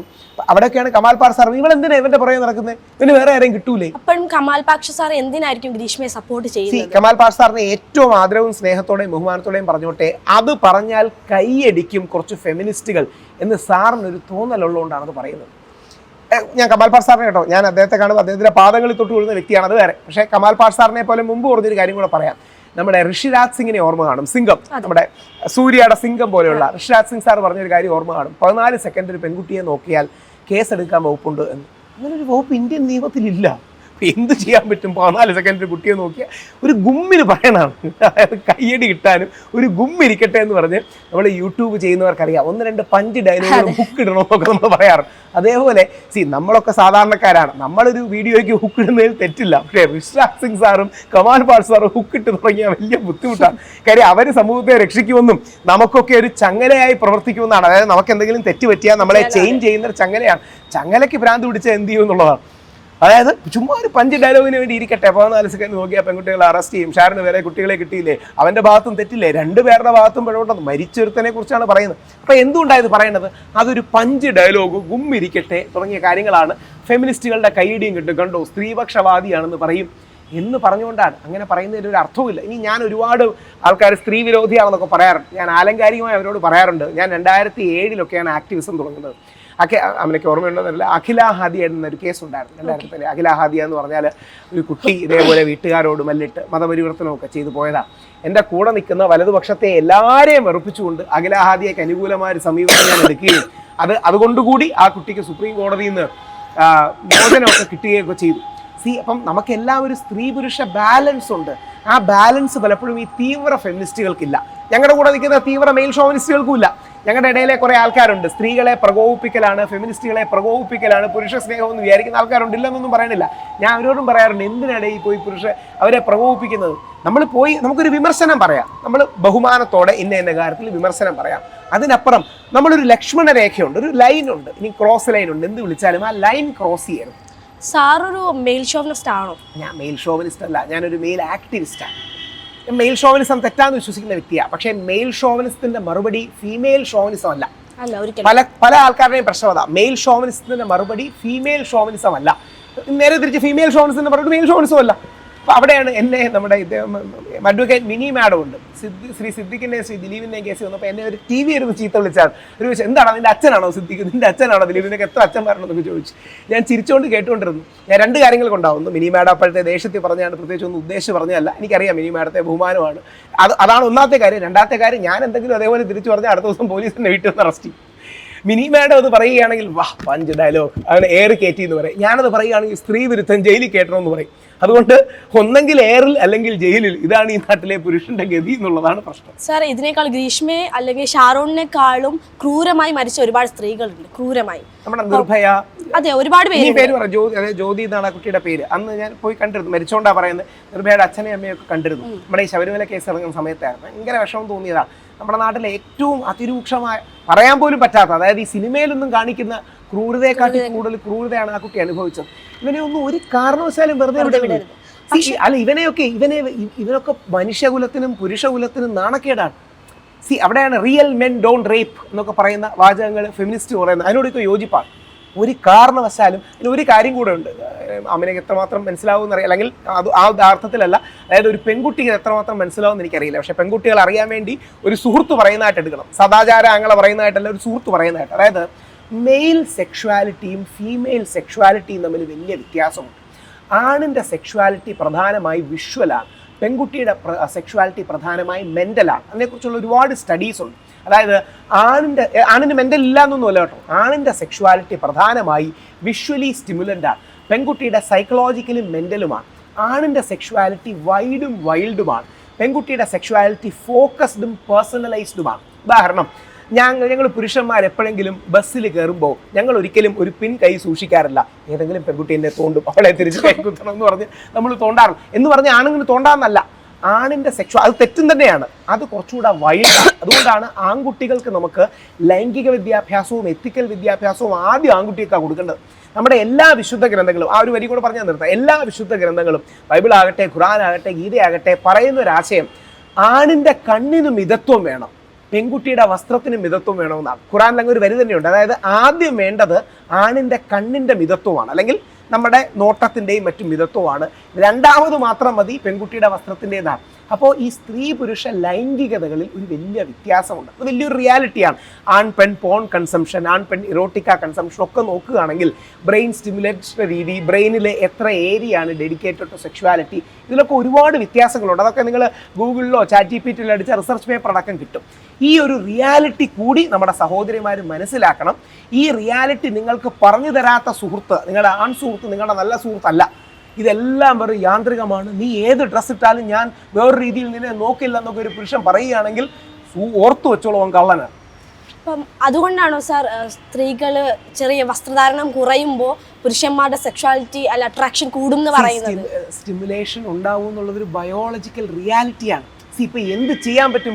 രാഹുൽ ഈശ്വറിന്റെ കുറ്റമല്ലല്ലോ, പ്രകൃതി അങ്ങനെയാണ് എന്ന് പറഞ്ഞാൽ അതിനർത്ഥം ഒന്ന് പുരുഷനെ കയറി പിടിക്കാനുള്ള റൈറ്റ് ഉണ്ടെന്നോ, വിമർശിക്കാനുള്ള റൈറ്റ് ഉണ്ടെന്നോ, ആഭാസം പറയാനുള്ള റൈറ്റ് ഉണ്ടെന്നോ. അതുകൊണ്ട് സ്ത്രീകൾ മാന്യമായ വസ്ത്രം ധരിക്കണം എന്നാണ്. സമൂഹത്തിൽ അപ്പോൾ ഒരു ബാലൻസ് വേണം. ഏതുപോലെ ഞാൻ തിരിച്ചു പറയാം, എനിക്ക് ആവിഷ്കാര സ്വാതന്ത്ര്യമില്ലേ, സംസാര സ്വാതന്ത്ര്യമില്ലേ എന്ന് പറഞ്ഞ് ഹണി റോസിനെ കുറിച്ച് മോശം പറയാൻ എനിക്ക് സ്വാതന്ത്ര്യമുണ്ടോ? ഒരിക്കലും. ഹണി റോസിനെ കുറിച്ച് പറഞ്ഞ ആ വാക്ക് വളരെ മോശമാണ്. എന്തുകൊണ്ടാണ് മോശം? കാര്യം നാളെ നമ്മുടെ കോളേജിൽ ഏതെങ്കിലും കൂടുള്ള പഠിക്കുന്ന പെൺകുട്ടിയെ ഇതേപോലെ ആണുങ്ങൾ ദ്വയാർത്ഥത്തിൽ വിളിച്ചു തുടങ്ങും. അപ്പൊ ആ പെൺകുട്ടികൾ ഹെൽപ്ലെസ് ആയി പോകും. എന്നിട്ട് ഞാൻ പറയും, ഞാൻ മഹാഭാരതത്തിലെ ക്യാരക്ടർ എന്ന് പറയുകയും ചെയ്യും. പക്ഷെ അങ്ങനെയല്ല, നമുക്ക് എല്ലാം അറിയാം എന്താണ് ആ പ്രത്യേക വാക്കുകൊണ്ട് ഉദ്ദേശിച്ചത്. തെറ്റ് തന്നെയാണ്. എന്നാൽ അതുകൊണ്ട് ഗോച്ചെ എന്ന് പറയുന്ന ഒരു വ്യക്തി കേരള സമൂഹത്തിന് ചെയ്ത നന്മകളൊന്നും നമ്മൾ മറക്കരുത്. 14 ലക്ഷം ആൾക്കാർക്ക് രക്തദാനം, ആയിരക്കണക്കിന് ആൾക്കാർക്ക് ജോലി, 100 കണക്കിന് വീട്. അദ്ദേഹത്തിൻ്റെ ഈ കാര്യം തെറ്റാണ്, ഈ ഒരുപാട് കാര്യങ്ങൾ നല്ലതും. അതേപോലെ ഹണി റോസ് ഒരു പാൻ സൗത്ത് ഇന്ത്യൻ സ്റ്റാറാണ്. തെലുങ്കിലെ നമ്മുടെ വലിയ നായകന്മാരുടെ ഒപ്പം നായികയായിട്ട് അഭിനയിച്ചതാണ്. അല്ലെങ്കിൽ വേറൊരാളുടെ കൂടെ പേരും പറയാം. ഇനി ഹണി റോസിനെ മാത്രം ഞാൻ പറയുന്നു വേണ്ട. നമ്മുടെ അമല പോൾ സെയിന്റ് ആൽബർട്ട്സ്, നമ്മുടെ കൊച്ചിയിലുള്ള സെയിന്റ് ആൽബർട്ട്സ് കോളേജിൽ ഒരു പരിപാടിക്ക് പോയി. ഒരു പക്ഷേ എൻ്റെ വീഡിയോ ഒക്കെ നിങ്ങൾ കണ്ടുക. ഭയങ്കരമായിട്ട് ലോനെക്കും ക്ലീവേജും ഉള്ള ഭയങ്കര മൈക്രോ മിനി സ്കേർട്ട് ഇട്ട് പോകുന്ന ഒരു വ്യക്തിയാണ്. പെൺകുട്ടികൾ പലപ്പോഴും, ആൺകുട്ടികൾ എല്ലാവരും കണ്ണാടിയൊക്കെ നോക്കിയിട്ടാണല്ലോ നമ്മൾ ഇറങ്ങുന്നത്. പെൺകുട്ടികൾ വിശിഷ്യ കുറച്ചുകൂടെ കോൺഷ്യസ് ആയിട്ടാണ് ഇറങ്ങുന്നത്. അപ്പോൾ അങ്ങനെ ഡ്രസ്സിട്ട് ഒരു പബ്ബിൽ പോകുന്നതിൽ ഒരു തെറ്റുമില്ല. ഒരു നൈറ്റ് ക്ലബിലോ പബ്ബിലോ ആ ഡ്രസ്സ് അവിടെയും പുരുഷന്മാരുണ്ട്. പക്ഷേ ആ നൈറ്റ് ക്ലബിൻ്റെ ഒക്കേഷൻ വേറെയാണ്. എന്ന് പറഞ്ഞാൽ അവിടെ ഡാൻസ് ചെയ്യാനും എൻജോയ് ചെയ്യാനുമാണ് പോകുന്നത്. പള്ളിയിലച്ചന്മാരൊക്കെ ഇരിക്കുന്നൊരു കോളേജിൽ, അല്ലെങ്കിൽ സരസ്വതി ക്ഷേത്രം എന്ന് വിളിക്കുന്നതോ അല്ലെങ്കിൽ പഠന കേന്ദ്രം എന്ന് വിളിക്കുന്ന കോളേജിൽ ഈ പെൺകുട്ടി ആ വസ്ത്രമിട്ട് വരുമ്പോൾ അവിടുത്തെ പയ്യന്മാർ പറയുന്ന കമൻറ്റ്, അവരെടുക്കുന്ന ക്യാമറ കണ്ടുകൾ, അമല പോൾ വേദി നിൽക്കുമ്പം താഴെ നിൽക്കുന്ന ഫോട്ടോസ്, വീഡിയോസ്, അത് പെൺകുട്ടികളോട് പറയുന്ന രീതി, ഇതെല്ലാം കൊണ്ട് അവിടെ ഒരു എന്താ പറയുന്നത്, ആ അറ്റ്മോസ്ഫിയർ വിഷിയേറ്റഡ് ആവും, അല്ലെങ്കിൽ അറ്റ്മോസ്ഫിയർ നെഗറ്റീവ് ആവും. ഏതുപോലെ എന്ന് പറഞ്ഞാൽ നമ്മുടെ സണ്ണി ലിയോൺ കൊച്ചിയിൽ വന്നു, ഓർമ്മയുണ്ടെങ്കിൽ ആ ദിവസം കഷ്ടായിട്ട് ഞാൻ പെട്ടുപോയി. അതുകൊണ്ട് ജീവിതത്തിൽ മറക്കൂല. സണ്ണി ലിയോൺ കൊച്ചി വന്നപ്പം മറ്റേ ട്രാഫിക് ബ്ലോക്ക് ഉണ്ടായത് സുകുമാർ റീകോഡിന്റെ പ്രസംഗം സണ്ണി ലിയോൺ പറയും. അതുകൊണ്ട് കേൾക്കാൻ പോകാനല്ലല്ലോ. കാരശ്ശേരി മാഷിന്റെ മതസൗഹാർദ്ദവും മഹാത്മാഗാന്ധി എന്ന വിഷയമൊന്നും ആൾക്കാർ കേൾക്കാൻ പോയതല്ലോ. പോകുന്നത് എന്തിനാണ്? അതുകൊണ്ടാണ് നമ്മുടെ എത്രയോ വലിയ നടിമാരുണ്ട്. ശ്രീമതി മഞ്ജു വാറുണ്ട്, ശോഭനയുണ്ട്, കാവ്യ മാധവനുണ്ട്. അവർ വരുന്നതിനെക്കാട്ടി കൂടുതൽ ആൾക്കാർ സണ്ണി ലിയോൺ വരുമ്പോൾ വരുന്നത് അവരുടെ കലയോടുള്ള സ്നേഹവും അല്ലെങ്കിൽ ഒന്നും അല്ലല്ലോ. അപ്പം ഈ നെഗറ്റിവിറ്റി ഉണ്ടെന്നുള്ള കാര്യം നമ്മൾ കണ്ണടച്ചിരിട്ടാക്കണ്ട. അവിടെ പെൺകുട്ടികളോട് അറിഞ്ഞുകൊണ്ട് ചെയ്യുന്നത് തന്നെയാണല്ലോ. ഇത്രയും അധികം ആരാധകരെ കാണാൻ ഇതുകൊണ്ടാണ് വരുന്നത്. എല്ലാവരും ആരാധകരൊന്നും അല്ല എന്നും കൂടെ ഓർക്കണം. അതാണ് പ്രശ്നം. ഇതിന്റെ പ്രശ്നമേ അവരെ ഇപ്പം മെയിൻ സ്ട്രീം സിനിമയിലേക്ക് അവർ വന്നു, നല്ല കാര്യം. പണ്ട് ഒരു അഡൽട്ട് ആക്ട്രസ് മാത്രമായിരുന്നു, ഇന്നൊരു മെയിൻ സ്ട്രീം സിനിമയിലേക്ക് വന്നു. ഇതേപോലെ മിയ ഖലീഫ എന്ന് പറയുന്ന വ്യക്തി അവർ ആ പോൺ ഇൻഡസ്ട്രിയെ ഉപേക്ഷിച്ചു. നല്ല കാര്യം. അത് തെറ്റായിരുന്നു അല്ലെങ്കിൽ തൻ്റെ ജീവിതത്തിൽ മോശമായിരുന്നു എന്നൊക്കെ പിന്നീട് അവർ പറയുണ്ടായി കേട്ടോ, ഞാൻ പറയുന്നതല്ല, അവർ പറയുണ്ടായി. അങ്ങനെ ഒരു റിയലൈസേഷൻ വന്നാൽ നല്ലതാണ്. പക്ഷേ ഒരു സെൻസ് ഓഫ് ബാലൻസ് നമ്മൾ മെയിൻറ്റെയിൻ ചെയ്യണം. ആ ബാലൻസ് എന്ന് പറഞ്ഞാൽ സ്ത്രീകളെല്ലാം ചാക്കിക്കെട്ടി ജീവിക്കണമെന്നോ അല്ലെങ്കിൽ പുരുഷന്മാരെല്ലാം കണ്ണടച്ച് ജീവിക്കണമെന്നോ അല്ല. സമൂഹത്തിൽ ക്രിയാത്മകമായ ഒരു അട്രാക്ഷൻ സ്ത്രീയും പുരുഷനും തമ്മിൽ എന്നും നിലനിൽക്കും. ഒരു മധ്യ ഗ്രൗണ്ട്, മിഡിൽ ഗ്രൗണ്ട്, ബാലൻസ് ഉണ്ടാവണം. Whereas A woman should look beautiful, a man may naturally appreciate. But രണ്ടുപേരും ഒരു ലൈൻ ക്രോസ് ചെയ്താൽ നെഗറ്റീവ് റിയാക്ഷൻസ് ആണ് സമൂഹത്തിൽ ഉണ്ടാകും. ഇപ്പോഴും സ്ത്രീകളും ഫെമിനിസ്റ്റുകളും പറയുന്നത് നമ്മുടെ പേഴ്സണൽ കാര്യമാണ് നമ്മുടെ വസ്ത്രധാരണം എന്ന് പറയുന്നത്, നമ്മളുടെ ഇഷ്ടമാണ് എന്ത് ധരിക്കണം എന്നുള്ളത്. കേൾക്കാൻ നല്ല പഞ്ചുള്ള ഡയലോഗ്, പക്ഷെ കേൾക്കാൻ നല്ല രസമുള്ള ഡയലോഗാണ്. പക്ഷെ പ്രാക്ടിക്കലി വരുമ്പോൾ ആ ഇഷ്യൂ വരില്ല. എങ്ങനെയെന്ന് ഞാൻ ഇപ്പോൾ ഒരു പോയിന്റ് തെളിയിച്ചു തരാം. നാളെ മഴവിൽ കേരള ഏതെങ്കിലും നമ്മുടെ പ്രമുഖമായ നടിമാരെയൊക്കെ ഇന്റർവ്യൂ മറ്റും ചെയ്യുമായിരിക്കും. പക്ഷേ അമല പോൾ ഇട്ട ഡ്രസ്സ് പോലെ ഒരു ഡ്രസ്സ് ഇട്ട് ഒരു ആങ്കറിനെ കൊണ്ട് ഇവിടെ ഇരുത്തി മഴവിൽ കേരള 99% ഒരു ഇന്റർവ്യൂ ചെയ്യിക്കില്ല.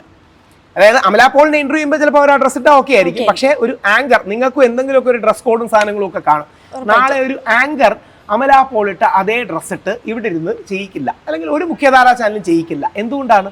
അതൊരു ലൈൻ ക്രോസ് ചെയ്യാമെന്നാണ് എനിക്കറിയാം. ചില ഫെമിനിസ്റ്റുകളും ചില ഈ ഫെമിനിസ്റ്റുകളെ പിന്തുണയ്ക്കുന്ന പുരുഷന്മാരും ഒക്കെ പറയും, അയ്യോ അമല പോളിന്റെ ഡ്രസ്സിന് എന്തെങ്കിലും പ്രശ്നം ഉണ്ടായിരുന്നോ, ഞാൻ ശ്രദ്ധിച്ചില്ല എന്നൊക്കെ പച്ചക്കള്ളം പറയുവാണ്. അതായത് പച്ചക്കള്ളം പറയുവാണ്. ഈ എന്താ പറയുന്നത്, അഭിനയിക്കുകയാണ്, അയ്യോ ഞങ്ങൾ അറിഞ്ഞില്ല എന്ന് പറയുന്നത്. ആരെ പറ്റിക്കാനാണ്? ഇതിന്റെ പ്രശ്നം ഇത് ആരെ പറ്റിക്കാനാണ് നമ്മൾ പറയണേ? സാർ, അപ്പൊ സാർ ഉദ്ദേശിക്കുന്ന മാന്യമായ വസ്ത്രം എന്താണ്? സാരിയാണോ ചുരിദാറാണോ? ഹണി റോസ് സാരിയാണ് ഉടുക്കുന്നത്. അതെ. പക്ഷേ സോണിയാഗാന്ധി സാരിയാണ് ഉടുക്കുന്നത്, ദ്രൗപദി മുർമു നമ്മുടെ പ്രസിഡന്റ് സാരിയാണ് ഉടുക്കുന്നത്, സുഷമ സ്വരാജ് സാരിയാണ് ഉടുക്കുന്നത്, നമ്മുടെ ശൈല ടീച്ചർ സാരിയാണ് ഉടുക്കുന്നത്. പക്ഷേ ടിപ്പ് ബെർസാ പാനിയിൽ രവീന ടണ്ടൻ സാരി ഉടുക്കുന്നത് വേറൊരു രീതിയിലാണ്. അപ്പോൾ ഉടുക്കുന്ന വസ്ത്രത്തിൽ മാത്രമല്ല, ഉടുക്കുന്ന രീതിയിലുമാണ്. ഇതൊക്കെ എന്താ, ഇതിപ്പോ രാത്രിയാണെന്ന് എനിക്ക് പറഞ്ഞ് തെളിയിക്കാൻ ബുദ്ധിമുട്ടാണ്. നേരെ ആമിനെ നേരെ തിരിച്ചു, രാത്രിയല്ലല്ലോ എന്ത് പറ്റി, ഇത് രാവിലെയാണെന്ന് പറഞ്ഞു കഴിഞ്ഞാൽ it's as obvious as day light. Honey റോസും അവർ പുനർചിന്തിക്കുമെന്ന് എനിക്ക് തോന്നുന്നു. ചിന്തിച്ചാൽ നല്ലത്. ഇതൊരു ഫീഡ്ബാക്ക് മാത്രമാണ്, സോഷ്യൽ ഓഡിറ്റ് മാത്രമാണ്, വിമർശനം മാത്രം. ഞാനൊരു പ്രമുഖൻ പറഞ്ഞ ഒരു വാക്കുകളിലേക്ക് പോവുകയാണ്. കാര്യം മകളുടെ വസ്ത്രധാരണം അല്ല മാറ്റേണ്ടത്, മറിച്ച് മകന്റെ കാഴ്ചപ്പാടാണ് മാറ്റാൻ പഠിപ്പിക്കേണ്ടത്, ഒരമ്മ പഠിപ്പിക്കേണ്ടത് അങ്ങനെയാണ് എന്ന് പറഞ്ഞിട്ടുണ്ട്. അതിനോട് സാർ യോജിക്കുന്നുണ്ടോ? പകുതി യോജിക്കാം. തീർച്ചയായിട്ടും we should start with boys. ഒരു സംശയവും ഇല്ല.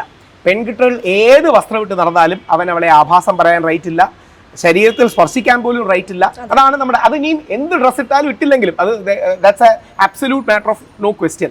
പക്ഷേ ഇതേപോലെ മറുഭാഗത്തു നിന്നും ചില റെസ്ട്രിക്ഷൻസ് അല്ല റെഗുലേഷൻസ് ഉണ്ടാകുകയാണെങ്കിൽ നല്ലതാണ്. അതുകൊണ്ട് പ്രയോറിറ്റി മകൻ്റെ കണ്ണോ മകൻ്റെ വാല്യൂ എഡ്യൂക്കേഷനോ തന്നെയാണ്, ഒരു സംശയവുമില്ല. അതോടൊപ്പം മകളുടെ കൂടെ വസ്ത്രധാരണം ശ്രദ്ധിക്കുകയാണെങ്കിൽ ബെറ്റർ ആയിരിക്കും. സാർ, അപ്പോൾ ഈ പീഡനങ്ങളൊക്കെ കൂടുന്നത് വസ്ത്രധാരണം കാരണമാണോ? അല്ല, എൻ്റെ ഒരു വളരെ കോംപ്ലിക്കേറ്റഡ് പോയിന്റ് ആണ്. അതായത് 2 or 3 വയസ്സുള്ള കുട്ടികൾ വരെ പീഡിപ്പിക്കാം, 80 വയസ്സുള്ള സ്ത്രീകൾ വരെ പീഡിപ്പിക്കാം. പലപ്പോഴും ഇത് ഉണ്ടാകുന്നത് സമൂഹത്തിൽ, നമ്മൾ ജീവിക്കുന്ന സമൂഹം ഒരു ഓവർ സെക്ഷുവലൈസ്ഡ് സമൂഹമാണ്.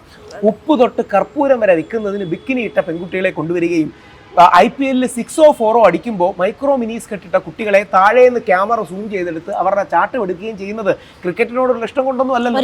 അതായത് 4ഉം 6ഉം പോലും റീപ്ലേ കാണിക്കുന്നതിന് മുമ്പ് ഇവർ കാണിക്കുന്നതിന് പിന്നിൽ സ്ത്രീ ശരീരത്തെ സെക്ഷുവലൈസ് ചെയ്യുകയും കമോഡിഫൈ ചെയ്യുകയും ഒബ്ജക്ടിഫൈ ചെയ്യുകയും ചെയ്യുകയാണ്. അത് കാണാൻ ആൾക്കാർ. അപ്പം നമ്മൾ പറയുന്ന ഒരു ലൈൻ എന്ന് പറഞ്ഞാൽ, സ്ത്രീ ശരീരത്തിന്റെ ഭംഗിയോ പുരുഷ ശരീരത്തിന്റെ ഭംഗിയോ അപ്രീഷിയേറ്റ് ചെയ്യപ്പെടണം.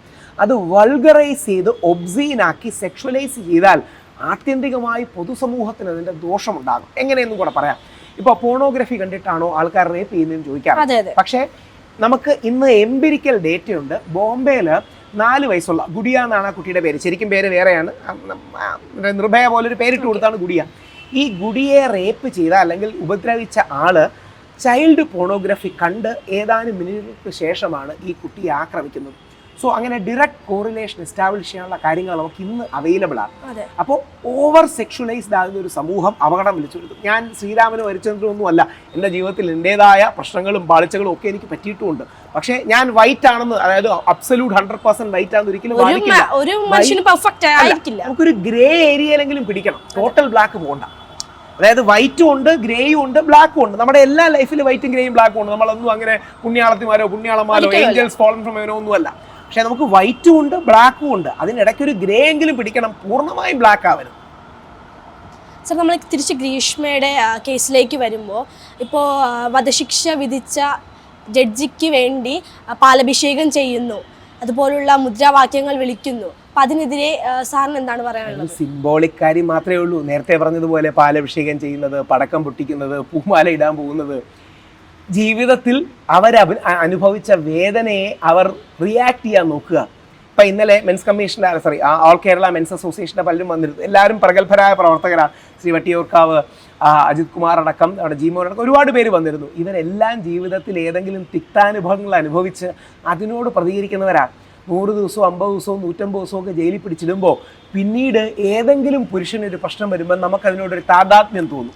അതായത് സ്ത്രീകൾക്ക് താതാത്മ്യം തോന്നുന്നത് പോലെ നമ്മൾ അനുഭവിച്ച വേദന വേറൊരു സ്ത്രീക്കും അനുഭവിക്കുമ്പോൾ നമുക്കതിനോടൊരു ഐഡന്റിഫിക്കേഷൻ തോന്നും. നമ്മുടെ ഗംഗയ്ക്ക് നാഗവല്ലിയോട് തോന്നുന്ന പോലെ ഐഡന്റിഫിക്കേഷൻ.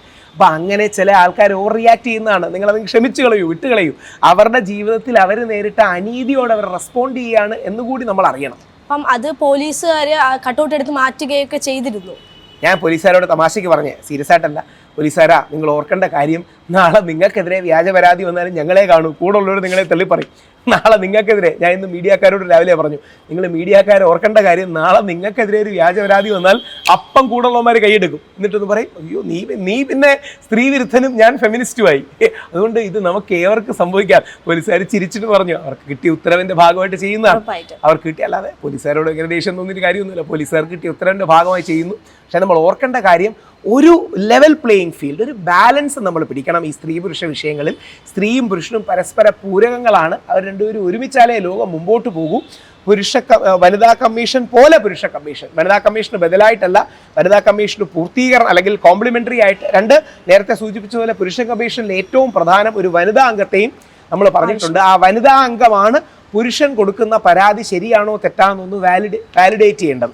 കാര്യം നാളെ ഇതിന്റെ പേരിൽ സ്ത്രീകൾക്കെതിരെ വ്യാജ പരാതി കൊടുക്കരുതല്ലോ. അപ്പൊ അതുകൊണ്ട് ഒരു വനിത ഉണ്ടാകുമ്പോൾ she will take care of the interests എന്ന പ്രിമൈസിലാണ് നമ്മളത് വെച്ചിരിക്കുന്നത്. ഓക്കെ. ഇപ്പോൾ നമ്മുടെ സമൂഹത്തിൽ ഇപ്പോൾ പുരുഷന്മാരായാലും സ്ത്രീകളായാലും പലതരത്തിലുള്ള ഫ്രസ്ട്രേഷൻ ആയാലും അനുഭവിക്കുന്നവർ ഒരുപാട് പേരുണ്ട്. അപ്പോൾ സ്ത്രീകൾ നിങ്ങൾക്കെതിരെ നിങ്ങൾ ചെയ്യുന്നത് ശരിയല്ല, അല്ലെങ്കിൽ പാലഭിഷേകം ചെയ്യുന്നു അത് ശരിയല്ല എന്ന് ഒരു കൂട്ടം സ്ത്രീകൾ പറഞ്ഞാൽ നിങ്ങൾ എന്താണ്? ആ ഫീഡ്ബാക്കിനെ ബഹുമാനത്തോടെ എടുക്കും, ആ ഫീഡ്ബാക്കിനെ റെസ്പെക്റ്റോടുകൂടി എടുക്കും. അത് പലപ്പോഴും പൊതുജന ശ്രദ്ധയിലേക്കും മാധ്യമ ശ്രദ്ധയിലേക്കും ഒരു കാര്യം കൊണ്ടുവരാൻ വേണ്ടി ചെയ്യുന്നതാണ്. ഞാൻ ഉദാഹരണം പറയാം. ഞാൻ വളരെ ബുദ്ധിമുട്ടി മണിക്കൂറുകളോളം ഇരുന്ന് ഒരു സാധനം ഡ്രാഫ്റ്റ് ചെയ്ത് എൽദോസ് MLA കൊണ്ടുപോയി മാധ്യമങ്ങളെ എല്ലാം കാണിച്ചു കൊടുത്തു. 1-2 മാധ്യമങ്ങളല്ലാതെ ആരും മൈൻഡ് ചെയ്യൂലുമില്ല. മണിക്കൂറുകളുടെ എഫേർട്ടാണ്. അതായത് ഒരു ലോ ഉണ്ടാക്കി 2-3 സുപ്രീം കോടതി ലോയേഴ്സിനെ വിളിച്ച് പറഞ്ഞ് സാറേ ഒന്ന് വാലിഡേറ്റ് ചെയ്യണം, വെരിഫൈ ചെയ്ത് തരണം, അതിനുശേഷം കൊണ്ടുപോയി. എത്ര മാധ്യമങ്ങൾ ശ്രദ്ധിച്ചു? എൽദോസ് MLA പോലൊരു MLA നമ്മുടെ നിയമസഭയിൽ ഔദ്യോഗികമായിട്ട് കൊണ്ടുവരാൻ ശ്രമിക്കുന്നു എന്ന് പറഞ്ഞു. 1-2 മീഡിയക്കാർ ഡെഫിനറ്റ്ലി അദ്ദേഹത്തെ കോൺടാക്ട് ചെയ്തു. പക്ഷേ പാലഭിഷേകം എന്ന് പറയുമ്പോൾ എല്ലാ മീഡിയക്കാരും വരും. അപ്പം ബെഹ്റോം കോ സുനാനെ കെ ലിയെ ധമാക്കെ കി സരൂരത്ത് ഹോത്തി ഹെ എന്ന് പണ്ട് ഭഗത് സിംഗ്, അതായത് തമാശയ്ക്ക് പറയുന്നുണ്ട്, ഭഗത് സിംഗ് ഒരു അസംബ്ലിയിലേക്ക് ബോംബെറിയുന്നത് എന്നാൽ ആരും ഇരിക്കാത്ത ഒരു ഒഴിഞ്ഞ സ്ഥലത്തേക്കാണ് എറിയുന്നത്. അപ്പം ബ്രിട്ടീഷുകാർക്ക് പോലും അത്ഭുതമാവും. സാധാരണ ഏതെങ്കിലും ഒരു എക്സ്ട്രീമിസ്റ്റ് ആണെങ്കിൽ ബോംബെറിയുന്ന ആൾക്കാരെ കൊല്ലാനാണ്. ഭഗത് സിംഗ് മനഃപൂർവ്വം ബോംബെറിയുന്നത് ആരും ഇരിക്കാത്തൊരു സൈഡിൽ. പുള്ളി പറയുന്നതാണ് ബെഹ്റോ എന്ന് പറഞ്ഞാൽ ഈ ചെകിടന്മാർ അല്ലെങ്കിൽ ഡെഫായ ആൾക്കാരെ അല്ലെങ്കിൽ ശ്രദ്ധിക്കാത്ത ആൾക്കാരെ കേൾപ്പിക്കാൻ ചെറിയ പൊട്ടലുകളുടെയും പൊട്ടാസുകളുടെയും ആവശ്യമുണ്ട്, ചെറിയ പടക്കങ്ങളുടെ ആവശ്യമുണ്ട്. ആ അർത്ഥത്തിൽ അത് എടുത്താൽ മതി. ഇത്രയും സീരിയസ് ആയി എടുക്കുന്ന കാര്യങ്ങളെക്കാൾ ഞങ്ങൾ അവിടെ നിന്നപ്പോൾ എല്ലാ മീഡിയയും വന്നു. ഞാനപ്പോൾ അവരോട് പറഞ്ഞു, സാറേ ഇത്രയും ബുദ്ധിമുട്ടി ഞാൻ ഇന്നലെ മെനക്കെട്ട് 20 മണിക്കൂർ നിന്ന് ഡ്രാഫ്റ്റ് ചെയ്ത് മിനിഞ്ഞാന്നതിൻ്റെ തലേദിവസം ഞാൻ ഉറങ്ങിയേയില്ല. ആ ബില്ല് ആവട്ടെ നോക്കാം എന്നൊക്കെ പറയും. പാലഭിഷേകം ഇപ്പം എത്തി എന്ന് പറയും. പാലഭിഷേകം എന്ന് പറഞ്ഞാൽ അപ്പോൾ ഓടി വരും. അപ്പോൾ അങ്ങനത്തെ മീഡിയക്കും അത് മീഡിയയുടെയും കുറ്റമല്ല, സാധാരണക്കാരത്ര ആക്ഷനാണ് കാണാൻ പലപ്പോഴും ഇഷ്ടപ്പെടുന്നത്, ആക്ഷൻ. അപ്പോൾ അതുകൊണ്ടാണ് പിന്നെ ഞാൻ കരുതുന്നത്, ഞാൻ വലിയൊരു ഹിന്ദു മുസ്ലിം സൗഹാർദ്ദ ആക്ടിവിസ്റ്റാണ്, ഗാന്ധിയനാണ്, കയ്യിൽ മഹാത്മാഗാന്ധിയെ പച്ചവരാണ്. ഞാൻ പിന്നെ വിചാരിച്ചൊരു കാര്യം, നമ്മുടെ ജഡ്ജി ബഷീർ സാറ് ഈ പൊതുവെ പാലഭിഷേകം നമ്മുടെ ഈ ഹിന്ദു ആചാരപ്രകാരന്റെ ഭാഗം വരുന്നതാണ്. അപ്പം ബഷീർ സാറിന് ഒരു പാലഭിഷേകം ഉണ്ടെങ്കിൽ ഒരു ഹിന്ദു മുസ്ലിം ഐക്യത്തിന്റെ ആംഗിളും കൂടി ഇരിക്കുമല്ലോ എന്ന് വിചാരിച്ചാണ്. പക്ഷെ പോലീസുകാർ പറഞ്ഞു വേണ്ട, റിസ്ക് ആണ്, ഞങ്ങൾ എടുത്തുകൊണ്ട് പോകും, ഞങ്ങൾ പൊക്കോളൂ സാർ, കുഴപ്പമില്ലാന്ന്. ഒരു കാര്യം കൂടി ചോദിച്ചോട്ടെ. ഇപ്പോൾ നമ്മുടെ സമൂഹത്തിൽ ഒരുപാട് പേര് മരിക്കുന്നുണ്ട്, സ്ത്രീകളായാലും പുരുഷന്മാരായാലും. ഇപ്പോൾ ഒരു കൊലപാതകം ചെയ്ത് കഴിഞ്ഞാൽ ഞാനിപ്പോൾ ഒരു കൊലപാതകം ചെയ്ത് കഴിഞ്ഞാൽ എനിക്കൊരു ആത്മവിശ്വാസമുണ്ട്, ഒരു 14 വർഷം ജയിലിൽ കിടന്നു സുഖമായിട്ട് 3 നേരം കഴിച്ച് സുഖമായിട്ട് കിടക്കാം, എനിക്ക് പുറത്തിറങ്ങുമ്പോൾ കൊഴുത്തങ്ങ് ഇറങ്ങാം, ഇത്രയേ ഉള്ളൂ. പിന്നീട് സുഖമായി കേരളത്തിൽ നമുക്ക് തന്നെ ജീവിക്കാം എന്നൊരു വിചാരം ഇപ്പോൾ നമ്മുടെ സമൂഹത്തിലുണ്ട്. അപ്പോൾ ഒരു വിധത്തിലുള്ള ഇപ്പോൾ സ്ത്രീ കൊല്ലപ്പെട്ട പ്രതിക്കെതിരെ വധശിക്ഷ അല്ലെങ്കിൽ അയാൾ മരിക്കുകയോ ഒന്നും ചെയ്തിട്ടില്ല, സുഖമായി ജീവിക്കുന്നുണ്ട്. ഇപ്പോൾ ഗ്രീഷ്മയായാലും സുഖമായി ജീവിക്കാൻ പോവുകയാണ്.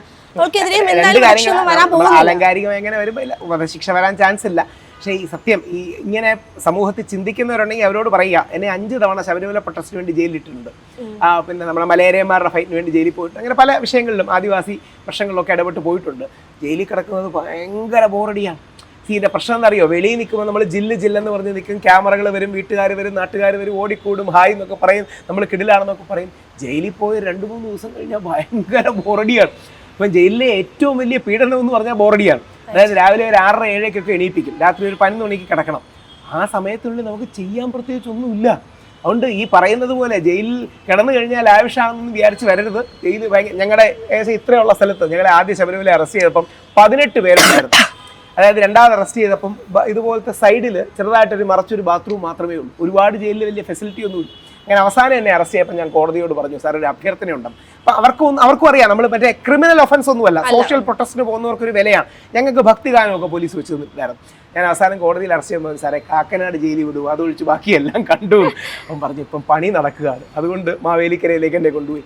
അപ്പോൾ ജയില് വലിയ സുഖമാണെന്നൊന്നും പറയരുത്. നമ്മുടെ ജീവിതത്തിൻ്റെ ഓരോ നിമിഷവും വിലപ്പെട്ടതാണ്. അപ്പോൾ 10-14 വർഷമോ അല്ലെങ്കിൽ 7 വർഷമോ 10 വർഷമോ ഒക്കെ കിടക്കുന്നത് ഒരു ആയുഷ്കാലത്തെ നമ്മുടെ ബന്ധങ്ങളില്ലാതാക്കും. വല്ലപ്പോഴും ഒരു ഫോണും മാത്രമാണ്. അപ്പം അങ്ങനെയൊന്നും ചെയ്യരുത്. അത് കുറേ കൂടെ പോസിറ്റീവാണ്. ഞാനതിൻ്റെ ഒരു സ്റ്റാൻഫോർഡ് പ്രസൻ എക്സ്പെരിമെൻറ്റ് പോലത്തെ എക്സ്പെരിമെൻ്റ് ഉള്ള നമ്മുടെ ബിഗ് ബോസ് മലയാളി ഹൗസിൻ്റെ ഫസ്റ്റ് സെഷനിലെ വിന്നറാണ്. ഞങ്ങൾ ഈ 100 ദിവസം അകത്ത് കിടക്കുമ്പോഴാണ് അതിൻ്റെ സ്ട്രെസ്സും ഫ്രസ്ട്രേഷനും ഒക്കെ ഭയങ്കര, അത് വലിയ ലേണിംഗ് ആണ്. എന്ന് പറഞ്ഞാൽ നമുക്ക് ഫോണില്ല, TV ഇല്ല, യൂട്യൂബ് ഇല്ല, മറ്റേ മൊബൈലില്ല, കമ്മ്യൂണിക്കേറ്റ് ചെയ്യാനൊന്നുമില്ല, വായിക്കാനൊന്നുമില്ല. നമ്മളറിയാത്ത ഒരുപാട് തലങ്ങൾ നമ്മളെക്കുറിച്ച് അറിയും. അപ്പം അതൊക്കെ 100 ദിവസത്തിൻ്റെ തമാശയാണെങ്കിൽ രസമാണ്. നാട്ടുകാർ കാണും, ബിഗ് ബോസ് കിട്ടും, നമുക്ക് ഫെയിം കിട്ടും, നമുക്ക് കാശ് കിട്ടും, ഞങ്ങൾക്ക് മറ്റേ വീക്ക്ലി പേയ്മെൻ്റ് ഒക്കെയാണ്. പക്ഷേ ജയിലിൽ ഒരു 10 വർഷം കിടന്നാൽ തിരിച്ചു വരാമെന്നൊക്കെ വിചാരിക്കുന്നത് നമ്മുടെ മനസ്സ് മടുത്ത് ആത്മാവ് മരവിച്ചായിരിക്കും വരിക. അതുകൊണ്ട് കഴിയുന്നത്ര കുറ്റം ചെയ്യാതിരിക്കുക, നിയമത്തെ അനുസരിച്ച് ജീവിക്കുക, അതാണ് പറയാനുള്ളത്. സാർ, ഇപ്പോൾ ഗ്രീഷ്മയ്ക്ക് വധശിക്ഷ കാത്തിരുന്ന് കേരളം മുഴുവൻ നിരുത്സാഹപ്പെട്ടിരിക്കുകയാണ്. അപ്പോൾ സാറിൻ്റെ ഒരു അഭിപ്രായത്തിൽ എന്ത് തരത്തിലുള്ള ശിക്ഷ കൊടുക്കണം എന്നാണ്? ആദ്യ തരത്തിൽ ശിക്ഷയല്ല, ഫസ്റ്റ് തരത്തിൽ ചെയ്യേണ്ടത്. ഇത് ദയവായി നിങ്ങൾ പ്രോമിനൻ്റായി കൊടുക്കണം. ദൈവത്തെ ഓർത്ത് നമ്മൾ വായിച്ചിരിക്കേണ്ട ഒരു പുസ്തകമുണ്ട്. അതായത് പരിശുദ്ധ ബൈബിളും ഖുറാനും ഗീതയൊക്കെ കഴിഞ്ഞാൽ നമ്മൾ എല്ലാ മനുഷ്യരും, പ്രത്യേകിച്ച് ആണുങ്ങളും പെണ്ണുങ്ങളും വായിച്ചിരിക്കേണ്ട പുസ്തകത്തിൻ്റെ പേരാണ് men are from Mars, woman are from Venus. അതായത് ഇത് ഡോക്ടർ ജോൺ ഗ്രേ എന്ന സൈക്കോളജിസ്റ്റിൻ്റെ പുസ്തകമാണ്. ആണുങ്ങളുടെയും പെണ്ണുങ്ങളുടെയും മനഃശാസ്ത്രം, ബ്രെയിൻ രണ്ടും രണ്ടാണ് എന്ന് റിസർച്ചിലൂടെ അദ്ദേഹം കണ്ടെത്തുകയും സ്ത്രീ ബ്രെയിനും പുരുഷ ബ്രെയിനും തമ്മിലുള്ള വ്യത്യാസങ്ങൾ സൂചിപ്പിക്കുന്നതാണ്. ഉദാഹരണം, സ്ത്രീ പുരുഷ ബ്രെയിനുകൾ കാശിനെ കാണുന്നത്, ബന്ധങ്ങളെ കാണുന്നത്, സെക്ഷുവാലിറ്റിയെ കാണുന്നത്, വസ്ത്രധാരണത്തെ കാണുന്നത്, ഇങ്ങനെ ഒരുപാട് കാര്യങ്ങളിലെ വ്യത്യാസം സൂചിപ്പിച്ച് ഒരു പണ്ഡിതനാണ്. ഇത് ലോക ബന്ധങ്ങളുടെ ബൈബിൾ എന്നാണ് ഈ പുസ്തകം അറിയപ്പെടുന്നത്. ഈ പുസ്തകം ഒരു 6, 7, 8ാം ക്ലാസ് മുതൽ നമ്മുടെ സ്കൂളിലും കോളേജിലും നമ്മൾ പഠിപ്പിക്കണം. ഇത് പഠിക്കുമ്പോഴാണ് ഒരുപാട് തെറ്റുകൾ വരുന്നത്. ഞാൻ ചില ചാനലിലും തുറന്നു പറഞ്ഞിട്ടുള്ള, എനിക്ക് കുറച്ചുകൂടി ഇത്രയൊക്കെ മുടി ഉണ്ടായിരുന്നു. ഞാൻ കോളേജിൽ ഫസ്റ്റ് ഇയർ ഒക്കെ പഠിച്ചപ്പോൾ. അപ്പോൾ കോളേജിൽ ഫസ്റ്റ് ഇയറിൽ ഒരു പെൺകുട്ടി ഉണ്ടായിരുന്നു. ഇടയ്ക്കിടയ്ക്ക് വന്ന് എൻ്റെ മുടിയിലൊക്കെ തൊട്ട് നോക്കിയിട്ട് വളരെ നല്ലതാണെന്നൊക്കെ പറയും. അപ്പോൾ എനിക്ക് അന്നത്തെ ധാരണ ഈ പെൺകുട്ടിക്ക് എന്നോട് വലിയ സെക്ഷൽ ഇൻട്രസ്റ്റ് ആണെന്നാണ്. പിന്നീട് കുറച്ചു കാലം കഴിഞ്ഞപ്പോഴാണ് ഞാൻ മനസ്സിലാക്കിയത് അവർക്ക് അങ്ങനെയൊന്നുമില്ല. കണ്ടപ്പം മുടി കൊള്ളാൻ പോയി. ഞാൻ വിചാരിക്കുന്നത് എന്താ, ഞാൻ നാളെ ഇങ്ങനെ ഒരു പെൺകുട്ടിയോട് ഒരു 4-5 പ്രാവശ്യം നിന്റെ മുടി കൊള്ളാം എന്ന് പറഞ്ഞാൽ എൻ്റെ മനസ്സിലെ ഉദ്ദേശം വേറെ ആയിരിക്കും. അപ്പോൾ ഞാൻ വിചാരിച്ചത് എന്താ, കണ്ടോ അവൾക്ക് നല്ല താല്പര്യത്തോടു കൂടി എന്നെ അപ്രോച്ച് ചെയ്യാണ്. പിന്നീട് ഞാൻ എപ്പോഴോ സംസാരിച്ചു വന്നപ്പോൾ ഈ കുട്ടിക്ക് അങ്ങനെയൊന്നുമില്ല. അതായത് ഞാൻ എന്നിട്ട് നേരെ തിരിച്ച് ഈ പെൺകുട്ടിയോട് അപ്രോച്ച് ചെയ്യുകയാണെങ്കിൽ, കണ്ടോ നിനക്ക് എന്നെ വലിയ ഇഷ്ടമാണ്. ഇത് നമ്മുടെ ഹിന്ദി സിനിമകളെല്ലാം കൊടുക്കുന്നതാണ്. ഹസി തോ ഭസി, അതായത് ഹിന്ദിയിലെ ഒരു പ്രയോഗമാണ്. പെൺകുട്ടി ഒന്ന് ചിരിച്ചാൽ അവൾ വീണു എന്നാണ് അർത്ഥം. പെൺകുട്ടി ഒരു തമാശയായിട്ട് ചിരിച്ചിട്ട് പോകുന്നതേ ഉള്ളൂ. ഞങ്ങളാണ് വിചാരിക്കുന്നത് എന്താ, ഇവക്ക് എന്നോടൊന്നെങ്കിൽ പ്രണയമാണ്, ഇഷ്ടമാണ്. അപ്പോൾ ഈ തെറ്റിദ്ധാരണകൾ പലപ്പോഴും ഉണ്ട്. ഇതേപോലെ തിരിച്ച് പെൺകുട്ടിയൊക്കെ ഉണ്ട്. ആൺകുട്ടികൾ അവരോട് ഫിസിക്കൽ ഇൻട്രസ്റ്റ് കാണിച്ചു കഴിഞ്ഞാൽ അവരോടൊരു റിലേഷൻഷിപ്പിൻ്റെ ഇൻട്രസ്റ്റ് ആണെന്നാണ് പല പെൺകുട്ടികളും കരുതുന്നത്. അങ്ങനെ വിചാരിക്കുകയോ ചെയ്യുന്നത്. അങ്ങനെയല്ല, ഇത് നേരെ തിരിച്ചാണ്. ഇത് പലപ്പോഴും ആൺ പെൺ ആൾക്കാർ ബന്ധങ്ങളെയും സെക്സിനെയും ഒക്കെ കാണുന്നതിൻ്റെ വ്യത്യാസമാണ്. പെൺകുട്ടിക്ക് ഒരുപാട് ചരിത്രപരമായ റീസൺസ് കൊണ്ട് റിലേഷൻഷിപ്പ്, ഫിസിക്കൽ, സെക്ഷുവാലിറ്റി തുടങ്ങിയ കാര്യങ്ങൾ കുറച്ചുകൂടെ ബ്രെയിനിൽ മിക്സ്ഡ് ആണ്. എന്നാൽ ആൺകുട്ടിക്ക് അങ്ങനെയല്ല. അതുകൊണ്ടാണ് ലോക ചരിത്രത്തിൽ നമ്മുടെ തമാശയ്ക്ക് പുലിവാൽ കല്യാണത്തിലാണെന്ന് തോന്നുന്നു, മറ്റേ സലീം കുമാർജി പറയുന്ന ഒരു സാധനമുണ്ട്, മറ്റേ പെൺകുട്ടിയെ റേപ്പ് ചെയ്യുന്നു. ആ പാൽക്കാരനെ 4 പെൺകുട്ടികൾ ചേർന്ന് റേപ്പ് ചെയ്യുന്നു. അപ്പൊ റേപ്പ് ചെയ്യാൻ അവന്റെ ഒരു ഭാഗ്യം എന്നൊക്കെ തമാശ പറയും. പക്ഷെ ഒരു പെൺകുട്ടി ഒരിക്കലും അങ്ങനെ റേപ്പിനെ കുറിച്ച് തമാശ പറയില്ല. ലോകത്തിൽ 99.99% സെക്ഷുവൽ അട്രോസിറ്റീസും പുരുഷൻ സ്ത്രീയോട് ചെയ്യുന്നതാണ്. എന്തുകൊണ്ടാണ്? കാര്യം അത് ന്യായീകരിക്കത്തക്കതല്ല. പക്ഷേ പുരുഷന്റെ മനസ്സിലെ സെക്ഷുവാലിറ്റിക്ക് അങ്ങനെ വൈൽഡുമായൊരു തലമുണ്ട്. ആ തലത്തെ നമ്മൾ സംസ്കരണത്തിലൂടെ നന്നാക്കണം. ഇതോടൊപ്പം സ്ത്രീയെയും കൂടി ഇത് പറഞ്ഞ് പഠിപ്പിക്കണം എന്നുള്ളതാണ് പലപ്പോഴും നമ്മൾ മനസ്സിലാക്കേണ്ട കാര്യം. ചിലപ്പോഴെങ്കിലും എനിക്ക് തോന്നുന്നു വാശി സിനിമയിലാണെന്ന് തോന്നുന്നു, ടോവിനോടെയും മറ്റേ ചേച്ചിയുടെ മോള് കീർത്തിയുടെയും ഒക്കെ സിനിമയിലാണെന്ന് തോന്നുന്നു. അപ്പം പെൺകുട്ടി പലപ്പോഴും വിചാരിക്കും ആൺകുട്ടിക്ക് എന്നോട് ഇഷ്ടമുണ്ടെന്ന്. ആൺകുട്ടി പലപ്പോഴും പറയും ഞാൻ നിന്നെ കെട്ടാന്നൊന്നും പറഞ്ഞില്ലല്ലോ. പെൺകുട്ടി പറയും പറയണേ എന്തിനാണ്, നിന്റെ എല്ലാ പെരുമാറ്റം മനസ്സിലാവില്ലേ എന്നാണ്. അപ്പൊ ആൺകുട്ടി എന്ത് പറയും, ഞാൻ പക്ഷെ ആ വാക്ക് പറഞ്ഞിട്ടില്ല എന്നൊക്കെ പറയും. ആൺകുട്ടി വിചാരിക്കുന്നത് എന്താണ്, ആ വാക്ക് പറഞ്ഞില്ലെങ്കിൽ ഞങ്ങൾക്കില്ല എന്നാണ്. പെൺകുട്ടി വിചാരിക്കുന്നത് എന്താണ്, എന്ത് വാക്ക് പറഞ്ഞാൽ എന്താ, ഈ ഇഷ്ടം കാണിച്ചു എന്നുള്ളതാണ്. ഇത് താങ്കളുടെയും എന്റെയും നമ്മളുടെയും ബ്രെയിനിന്റെ വ്യത്യാസമാണ്. ഇത് ആൺകുട്ടിയെയും പെൺകുട്ടിയെയും പറഞ്ഞു പഠിപ്പിക്കുകയും ആൺകുട്ടിയോട് നമ്മൾ അങ്ങോട്ട് പറയണം, എടാ കൺസെന്റ് എന്നൊരു കാര്യമുണ്ട്, പെൺകുട്ടിയുടെ അനുമതിയും ഇതും വളരെ പ്രധാനമാണ് എന്ന് നീ തിരിച്ചറിയണം.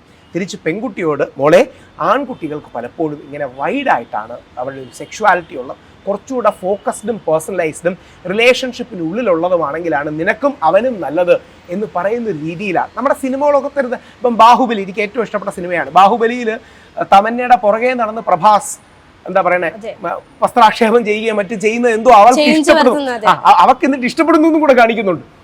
അത് അപ്പൊ ആണുങ്ങൾ എന്താ വിചാരിക്കുന്നതെന്ന് അറിയാം, ഇതൊക്കെയാണ് നമുക്ക് ഈ സിനിമയിൽ നിന്നൊക്കെയാണല്ലോ തെറ്റിദ്ധാരണ കിട്ടുന്നത്. അപ്പൊ പെൺകുട്ടി എന്താ, ഇതിപ്പം ഈ രീതിയിൽ അവർക്കൊരു ബ്രിഡ്ജ് ഉണ്ടാക്കാൻ നമ്മൾ സഹായിക്കണം. അതുകൊണ്ട് ഇത് നിങ്ങളൊരു പ്രത്യേക ഇതായിട്ട് തന്നെ ഇടണം. Men are from Mars, woman are from Venus, doctor John Gray. ഇത് നിർബന്ധമായി വായിച്ചിട്ടേ കല്യാണത്തിലേക്ക് പോകാവൂ. 2, കല്യാണം കഴിക്കുന്നതിന് മുമ്പ്, റിലേഷൻഷിപ്പിലേക്ക് പോകുന്നതിന് മുമ്പ് നമ്മുടെ ക്രിസ്ത്യൻ പള്ളികളിൽ വിവാഹപൂർവ്വ വിദ്യാഭ്യാസം എന്നൊരു പരിപാടിയുണ്ട്. ഞാൻ നേതൃത്വത്തിൽ യുവജന കമ്മീഷനിൽ പണ്ടിരുന്നപ്പോൾ ഹിന്ദു മുസ്ലിം സംഘടനയിലെ ആൾക്കാരോട് ഇത് തുടങ്ങണമെന്ന് പറഞ്ഞ് ചിലരൊക്കെ തുടങ്ങുകയും ചെയ്തത്. കല്യാണം കഴിക്കുന്നതിന് മുമ്പ് നിർബന്ധമായിട്ട് ഒരു 3 ദിവസം വിവാഹപൂർവ്വ വിദ്യാഭ്യാസം എടുക്കണം. ഇതെടുത്താൽ മാത്രമേ ഇതിലേക്ക് നമ്മൾ പോകാവൂ. കാര്യം നമ്മളിപ്പോൾ ആങ്കറിംഗിലേക്ക് വരുമ്പോൾ ആദ്യം നമുക്ക് 1-2 ദിവസം ഗൈഡൻസ് ഓറിയന്റേഷനും ഉണ്ടാവും അല്ലേ. ആങ്കറിംഗിലേക്ക് പോകുന്നതിനുണ്ടാകും, MBA കോളേജ് പഠിക്കാൻ പോയവരുണ്ടാകും, ഡ്രൈവിംഗ് പഠിക്കാൻ പോയവരുണ്ടാകും, ഏത് മേഖലയിലും ഉണ്ടാകും. പക്ഷേ ജീവിതത്തിലെ ഏറ്റവും പ്രധാന സ്ഥാപനമായ കല്യാണത്തിലേക്ക് പോകാൻ നമുക്കൊരു 10 മിനിറ്റ് ഓറിയന്റേഷൻ പോലും കിട്ടുന്നില്ല എന്നുള്ളതാണ് സത്യം. ശരിക്കും സ്കൂളുകളിൽ ലസാഗു കുസാഗു ഒന്നും അല്ല പഠിപ്പിക്കേണ്ട കാര്യങ്ങളിൽ ഒന്ന് ഇന്റർപേഴ്സണൽ സ്കിൽസ്, വാല്യൂ എഡ്യൂക്കേഷൻ, എത്തിക്കൽ എഡ്യൂക്കേഷൻ, റിലേഷൻഷിപ്പ് സ്കിൽസ് തുടങ്ങി, അല്ലെങ്കിൽ കമ്മ്യൂണിക്കേഷൻ, ഇത്തരം കാര്യങ്ങൾ ലൈഫ് സ്കിൽസിന്റെ ഭാഗമായി നമ്മൾ പഠിപ്പിച്ചില്ലെങ്കിൽ ഈ +1 +2 പഠിക്കുന്ന കുട്ടികളോട് ഇന്ന് അഫെയർ റിലേഷൻഷിപ്പ് ഉണ്ടാകുന്നത് സ്വാഭാവികമാണ്. പക്ഷേ അവര് ആൺകുട്ടി വിചാരിക്കുന്ന ആംഗിളിലല്ല പെൺകുട്ടി കരുതുന്നത്, പെൺകുട്ടി വിചാരിക്കുന്ന ആംഗിളിലല്ല ആൺകുട്ടി കരുതുന്നത്. ഇത് ആൺകുട്ടിക്കും പെൺകുട്ടിക്കും മനസ്സിലാകണമെങ്കിൽ നിങ്ങളുടെ ബ്രെയിൻ വ്യത്യാസമാണെന്ന് പറഞ്ഞു കൊടുക്കണം.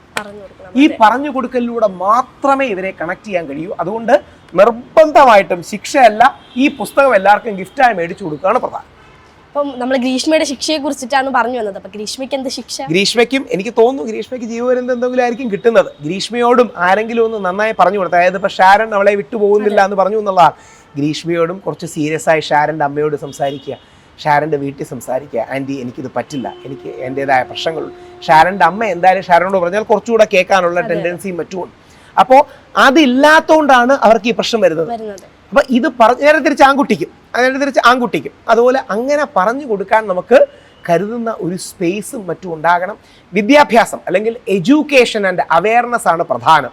അതിന് ശേഷമേ ശിക്ഷ വരുന്നുള്ളൂ.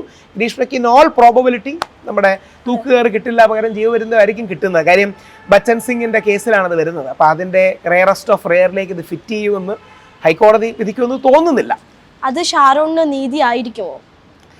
ഷാരോണിന് വേണ്ടി ഇനി നമുക്ക് പ്രാർത്ഥിക്കുക മാത്രമാണ് പോസിബിലിറ്റി. ഷാരോണിന്റെ കുടുംബത്തെ ചേംബറിലേക്ക് വിളിച്ച് ഹാപ്പിയാണോ ഓക്കെ ആണോ എന്നൊക്കെ ജഡ്ജി ചോദിച്ചു എന്നാണ് നമ്മൾ കേട്ടത്. എന്താ പറയുക, ബഷീർ സാർ അത് ചെയ്തത് നിയമപരമായി വേണമെങ്കിൽ സാങ്കേതികമായി ശരിയല്ല എന്ന് പറയാം, പക്ഷേ മനുഷ്യത്വത്തിന്റെ ഭാഷയിൽ അത് ശരിയാണ്, മനസ്സിന്റെ ഭാഷയിൽ അത് ശരിയാണ്. നമ്മൾ ആരും നിയമത്തിന്റെ സാങ്കേതികത്വത്തിൽ ജീവിക്കുന്നൊന്നും അല്ലല്ലോ. ഇന്ന് രാവിലെ ഭരണഘടന ഏറ്റവും നമ്മൾ ഫോളോ ചെയ്യേണ്ടതാണെന്ന് പറഞ്ഞ് രാവിലെ ഭരണഘടന എടുത്ത് ഇന്ന് ഞാൻ ജീവിക്കുമ്പോൾ ഭരണഘടനയുടെ ഈ വകുപ്പ് വെച്ച് ജീവിക്കും എന്നൊന്നും പറയുന്നവരല്ലല്ലോ. അപ്പം ഭരണഘടനയെ പോലെ തന്നെ അതിൻ്റെ അന്തസത്ത ഒരു കരുണയും എന്താ പറയുക മനുഷ്യത്വം ഒക്കെയാണ്. ആ മനുഷ്യത്വം കൂടി നമ്മൾ ഫോളോ ചെയ്ത് ആ സ്പിരിറ്റിൽ എടുക്കണം. ഹൈക്കോടതി തീരുമാനിക്കട്ടെ. In all probability Kamal Pasha sir പറഞ്ഞാൽ അതിനോട് ചേർന്നൊരു വിധി ആയിരിക്കും വരിക. ഷാരോണിന്റെ സഹോദരൻ കാരണമാണ് ഇപ്പോൾ നീതി കിട്ടാൻ പോകുന്നത് എന്നുള്ളത് എന്നൊക്കെയാണ് പത്രമാധ്യമങ്ങളിൽ കണ്ടത്. പേഴ്സണലി അറിയില്ല, എന്നൊക്കെയാണ് പത്രമാധ്യമങ്ങളിൽ കണ്ടത്. പക്ഷെ ഷാരോണിന് നീതി കിട്ടേണ്ട ആവശ്യമാണ്. അത് വല്ലാത്തൊരു അങ്ങനെ ഒരു ഹൊറണ്ടസ് കൊല്ലം നമ്മൾ എനിക്ക് തോന്നുന്നു സിനിമയെ പോലും വന്നിട്ടില്ല അല്ലേ. അങ്ങനെ ഒരു സിനിമയെ പോലും അങ്ങനെ വിഷമൊക്കെ എന്ത് ക്രൂരതയാണുള്ളതെന്ന് ആലോചിച്ച് നോക്കണം. എന്തൊരു ക്രൂരതയാണ്, സിനിമയെ പോലും നമ്മൾ കാണാത്തൊരു ക്രൂരതയാണത് നടന്നത്. എന്നാലും ഷാരോന് ഒരർത്ഥത്തിൽ നീതി കിട്ടിയെന്ന് പ്രതീക്ഷിക്കാം. പക്ഷേ മരണത്തിൽ പോലും ഷാരോൺ വലിയൊരു മാതൃകയായി. അതായത് ഗ്രീഷ്മയെ തള്ളി പറയാതെ ഷാരോൺ ഒരു പ്രണയിക്കുന്നവർക്ക് വലിയ മാതൃകയാണ് ഷാരൺ. പക്ഷേ ഷാരന്റെ അത്രയും നന്മ നമുക്ക് വേണ്ട എന്നുള്ളതാണ് എൻ്റെ പറയാനുള്ളത്. അപ്പോൾ ഇനിയും ഇതുപോലൊരു ഗ്രീഷ്മയും ഷാരോണും ഈ നമ്മുടെ സമൂഹത്തിൽ ഉണ്ടാവരുത്, ലോകത്തിൽ എവിടെ ഉണ്ടാകാതിരിക്കട്ടെ. ഇനിയും ഗ്രീഷ്മമാരുണ്ടെങ്കിൽ നിങ്ങൾക്ക് ബ്രേക്കപ്പ് ചെയ്യണമെങ്കിൽ വേറെ 100 കണക്കിന് വഴികളുണ്ട്. ഈ പോലീസിൽ പോകണ്ട, വനിതാ കമ്മീഷനിൽ പോയാൽ മതി, അവർ വിളിച്ച് ഒന്ന് പേടിപ്പിച്ച് വിട്ടോളൂ. അല്ലെങ്കിൽ യുവജന കമ്മീഷനിൽ പോയാൽ മതി, അവർ വിളിച്ച് പേടിപ്പിച്ച് വിട്ടോളൂ. അതിന് ആ പയ്യനെ കൊല്ലേണ്ട ഒരു ആവശ്യവുമില്ല. വനിതാ കമ്മീഷനിലൊക്കെ പോയാൽ അനോണിമിറ്റിയിൽ അവർ ശരിയാക്കി തന്നോളൂ. അതായത് രഹസ്യമായിട്ട് ഇത് കാണുന്ന ഏതെങ്കിലും പെൺകുട്ടി ഉണ്ടെങ്കിൽ നിങ്ങൾക്ക് breakup, bad relationship, toxic relationship എന്നൊക്കെ പറയും. ഈ ടോക്സിക് റിലേഷൻഷിപ്പിൽ പെട്ടു പോകാനില്ലെങ്കിൽ നിങ്ങൾ വനിതാ കമ്മീഷനെ വിളിക്കുക. നല്ല ഒരുപാട് പേര് അതിനകത്തുണ്ട്, എനിക്ക് വ്യക്തിപരമായിട്ട് അറിയാവുന്നതാണ് പറയുന്നത്. അവിടെ പോയിട്ട് മാഡം ഇങ്ങനെ ഒരു റിലേഷൻഷിപ്പ് ഉണ്ട്, എനിക്കിത് എൻഡ് ചെയ്യാൻ ഇതുണ്ട്, പക്ഷേ ചില കാര്യങ്ങൾ കൊണ്ട് ഇവൻ ബ്ലാക്ക് മെയിൽ ചെയ്യും മറ്റും പിടിക്കുകയാണ്, എന്നെ ഒന്ന് ഹെൽപ്പ് ചെയ്യണമെന്ന് പറഞ്ഞാൽ അവരൊരു കേസ് പോലും രജിസ്റ്റർ ചെയ്യാതെ അവിടുത്തെ കൗൺസിലേഴ്സ് നിങ്ങൾക്ക് ഹെൽപ്പ് ചെയ്ത് തരും. ഇത് ചിലപ്പോൾ അവർ വെളിയിൽ പറയില്ല, പക്ഷെ നിങ്ങളെ ഹെൽപ്പ് ചെയ്ത് തരും. നിങ്ങളൊന്ന് അപ്രോച്ച് ചെയ്താണ്. അപ്പോഴും പ്രണയത്തിൽ തിരിച്ചുണ്ടല്ലോ സാർ, പെൺകുട്ടി നോ പറയുമ്പോൾ മുഖത്ത് ആസിഡ് ഒഴിക്കുക, അല്ലെങ്കിൽ കത്തിക്കുക. രണ്ട് ആൺകുട്ടികൾ നോക്കേണ്ട എന്താ അറിയാമോ, പ്രണയം നല്ലതാണ്, പക്ഷേ ഈ പ്രണയത്തിന്റെ പേരിലുള്ള പക വേണ്ട. പലപ്പോഴും romance changes into revenge, അങ്ങനെയാണ് അതിൻ്റെ ഒരു നേച്ചർ. റൊമാൻസ് റിവെഞ്ചിലേക്ക് വഴിമാറാൻ സാധ്യത. അങ്ങനെ വഴി മാറാതിരിക്കാനുള്ള മാന്യത നമുക്ക് വേണം. നഷ്ടപ്രണയങ്ങളുടെ മധുരിമയിൽ തന്നെ അഭിരമിക്കാനും നഷ്ടപ്രണയങ്ങളെ വേറൊരാൾക്ക് നഷ്ടമാകാൻ അല്ലെങ്കിൽ അവരുടെ ലൈഫ് നഷ്ടമാക്കാനുള്ള ആറ്റിറ്റ്യൂഡ് ചെയ്യരുത്. നമ്മുടെ പാർവതിയുടെ ആസിഫിന്റെ ഒക്കെ സിനിമയിൽ കാണുന്ന പോലെ അങ്ങനെ ആസിഡ് പോലത്തുള്ള കാര്യങ്ങളെ ചില അങ്ങനെ പെർവേർട്സുകളുണ്ട്. പെർവേർട്സ് ഒന്നോ അവന്റെ മനസ്സിലെ വിഷമം കാരണമായിരിക്കും, പക്ഷെ വേറൊരുത്തിയുടെ മോഹം ഇല്ലാതാക്കിക്കൊണ്ടല്ലോ അത് ചെയ്യേണ്ടത്. പിന്നെ രണ്ട് ആൺകുട്ടികളെ ശ്രദ്ധിക്കേണ്ട ഒരു കാര്യം, പെൺകുട്ടികളുടെ ഇമോഷണൽ റിയാക്ഷൻ പലപ്പോഴും കുറച്ച് വൈൽഡ് ആകാറുണ്ട്. അവരുടെ മനസ്സിലെ വിഷമവും ദേഷ്യവും പെട്ടെന്ന് ഒരു പറഞ്ഞു തീർക്കുകയാണ്. ഇത് കണ്ട് ആണുങ്ങൾ പാനിക്കാവും. ആണുങ്ങൾ അവരാ പെൺകുട്ടി ആ ദേഷ്യം പറഞ്ഞു തീർന്ന് അവളുടെ മനസ്സ് ഫ്രീയാവും. മനസ്സ് പറഞ്ഞാൽ തിരിയാ. പക്ഷെ ആ എന്ത് വിചാരിക്കാന്ന് അറിയാമോ, അവന്റെ മനസ്സിലെ പോലെയാണ് ഇത് എന്ത് വലിയ പ്രശ്നമാവുമെന്ന് വിചാരിക്കും. അപ്പം ഈ റിലേഷൻഷിപ്പ് എഡ്യൂക്കേഷനിലേക്ക് പോയിട്ട് ജോൺ ഗ്രേയെ വായിച്ചിട്ടേ നിങ്ങൾ റിലേഷൻഷിപ്പിലേക്ക് പോവാവൂ. ഇല്ലെങ്കിൽ ഒരുപാട് പ്രശ്നങ്ങൾ നമ്മുടെ ലൈഫിൽ വരും. ഇപ്പോൾ പ്രണയിക്കുന്നവരോട് സാറിന് എന്താ പറയാനുള്ളത്? ലോകത്തിലെ ഏറ്റവും മനോഹരമായ വികാരമാണ് പ്രണയം എന്ന കാര്യത്തിൽ ഒരു സംശയമില്ല. പ്രണയവും ഭക്തിയുമാണ് നമ്മളെ ഏറ്റവും ലയിപ്പിക്കുന്നത്. നമ്മൾക്ക് ഇഷ്ടമുള്ള ആത്മീയതയിലോ മതത്തിലോ ഈശ്വരനിലോ ഒക്കെ വിശ്വസിക്കുന്നതും അതൊരു സെൽഫ്ലെസ്നെസ് ആണ്, അതായത് നിസ്വമാണ്. നമ്മൾ നമ്മളെ തന്നെ ബലി കഴിക്കാൻ തയ്യാറാണ്. അതേപോലെയാണ് പ്രണയം. നമ്മൾ നമ്മളെ തന്നെ സമർപ്പിക്കാൻ തയ്യാറാകും. പക്ഷേ യാഥാർത്ഥ്യബോധത്തോടു കൂടി പ്രണയിക്കണം. പ്രണയം ഭയങ്കര ഫാൻസിയും ഫാന്റസിയുമാണ്. ഒരിക്കൽ പ്രണയം ഉണ്ടാകുമ്പം, അതുകൊണ്ടാണ് ഈ കാവ്യങ്ങളെല്ലാം ഉണ്ടാകുന്നത്, കവിതകളും സിനിമകളും കരൺ ജോഹറും ഷാറൂഖ് ഖാനും പിന്നെന്താ യശ് ചോപ്രയും എല്ലാം ഉണ്ടാകുന്നത് അതുകൊണ്ടാണ്. അതിനൊരു ബ്യൂട്ടിഫുൾ ഫാന്റസി ഉണ്ട്. പക്ഷേ ജീവിതകാലം മുഴുവൻ ആ ഫാന്റസി പലപ്പോഴും നിലനിൽക്കില്ല. കുറച്ചുകൂടെ ഒരു റിയലിസ്റ്റിക് സാധനങ്ങളിലേക്ക് ഈ സാധനങ്ങൾ വരണം. അതിന് ഇനി ഒരു ആലങ്കാരികമായി കൂടെ പറഞ്ഞിട്ട് നിർത്താം. 35 വർഷം, അതായത് 87, അതായത് 38 വർഷം മുമ്പാണ് തൂവാനത്തുമ്പികൾ ഇറങ്ങുന്നത്. തൂവാനത്തുമ്പികളിലെ പ്രണയം ഭയങ്കര റിയലിസ്റ്റിക് ആണ്. അതായത് തൂവാനത്തുമ്പികളിലെ പ്രണയം എന്ന് പറഞ്ഞാൽ അന്നത്തെയാണ്, ഇന്നത്തെ പോലും അല്ല കേട്ടോ. അന്നത്തെ സമൂഹത്തിൽ കല്യാണം കഴിക്കാൻ തയ്യാറായ ജ്യേഷ്ഠൻ, പക്ഷേ കല്യാണം വേണ്ട എന്ന് പറഞ്ഞ് ഓടിപ്പോകുന്ന ക്ലാര, വർഷങ്ങൾക്ക് ശേഷം ഒരു എസ്കോർട്ട് സർവീസോ അല്ലെങ്കിൽ മറ്റു കാര്യങ്ങളിലേക്ക് പോയിട്ട് തിരിച്ചു വരുന്ന ക്ലാര, പക്ഷേ ജ്യേഷ്ഠനോട് ഇഷ്ടം, വീണ്ടും മാരേജിൻ്റെ ആഗ്രഹം ക്ലാരയ്ക്ക്, ജ്യേഷ്ഠൻ എന്നാൽ വേണ്ട. ഇവർ തമ്മിലുള്ള ഇൻറ്റിമസി. മലയാളത്തിലിറങ്ങിയ ഏറ്റവും വലിയ പ്രണയ ചിത്രം സംശയമൊന്നുമില്ല, അത് തൂവാനത്തുമ്പികൾ തന്നെയാണ്. ഞാൻ ഇന്നും ഒറ്റപ്പാലം സ്റ്റേഷൻ, ഞാൻ പാലക്കാടൊക്കെ പോകുമ്പോൾ ഞാൻ രാത്രി ഒറ്റപ്പാലം സ്റ്റേഷനിൽ പോയി ഫോട്ടോ എടുക്കും. അപ്പോൾ എന്നോട് ശരിക്കും നമ്മുടെ വണ്ടിയിലെ ഡ്രൈവർ, സാറേ ആരെ കാണാനാണ് പോകുന്നത് ഈ രാത്രി ഒറ്റപ്പാലം? ഞാൻ പറയും അവിടെ ജയേഷ്, പുള്ളിക്ക് അറിഞ്ഞുകൂടാ, പുള്ളി സിനിമകളുടെ ഇത് അറിഞ്ഞുകൂടാത്തല്ല. ഞാൻ പറഞ്ഞു ജയേഷനും ക്ലാരയുണ്ടോ നോക്കാനാണ് പോകുന്നത്. അത്രമാത്രം നമ്മുടെ മനസ്സിനെ തട്ടി. എന്നാൽ അതിലെ ഈ സോക്കോൾഡ് കൺസർവേറ്റീവ് പ്രണയം മോഹൻലാലും പാർവതിയും തമ്മിലാണ്.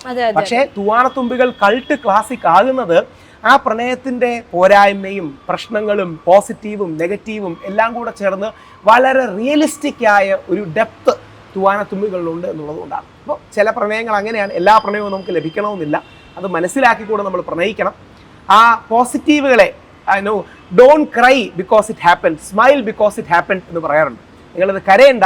അതായത് ഒരിക്കലും പ്രണയിച്ച് നഷ്ടപ്പെടാത്തതിനെക്കാട്ടും നല്ലത് ഒരിക്കലെങ്കിലും പ്രണയിച്ച് നഷ്ടപ്പെടുന്നതാണ് എന്ന് പറയുന്ന ഒരു ആംഗിളുണ്ട്. അപ്പം പ്രണയം വലിയൊരു ഇമോഷനാണ്. അതുകൊണ്ട് take care of it, cherish it, celebrate while it lasts, pray that it last long.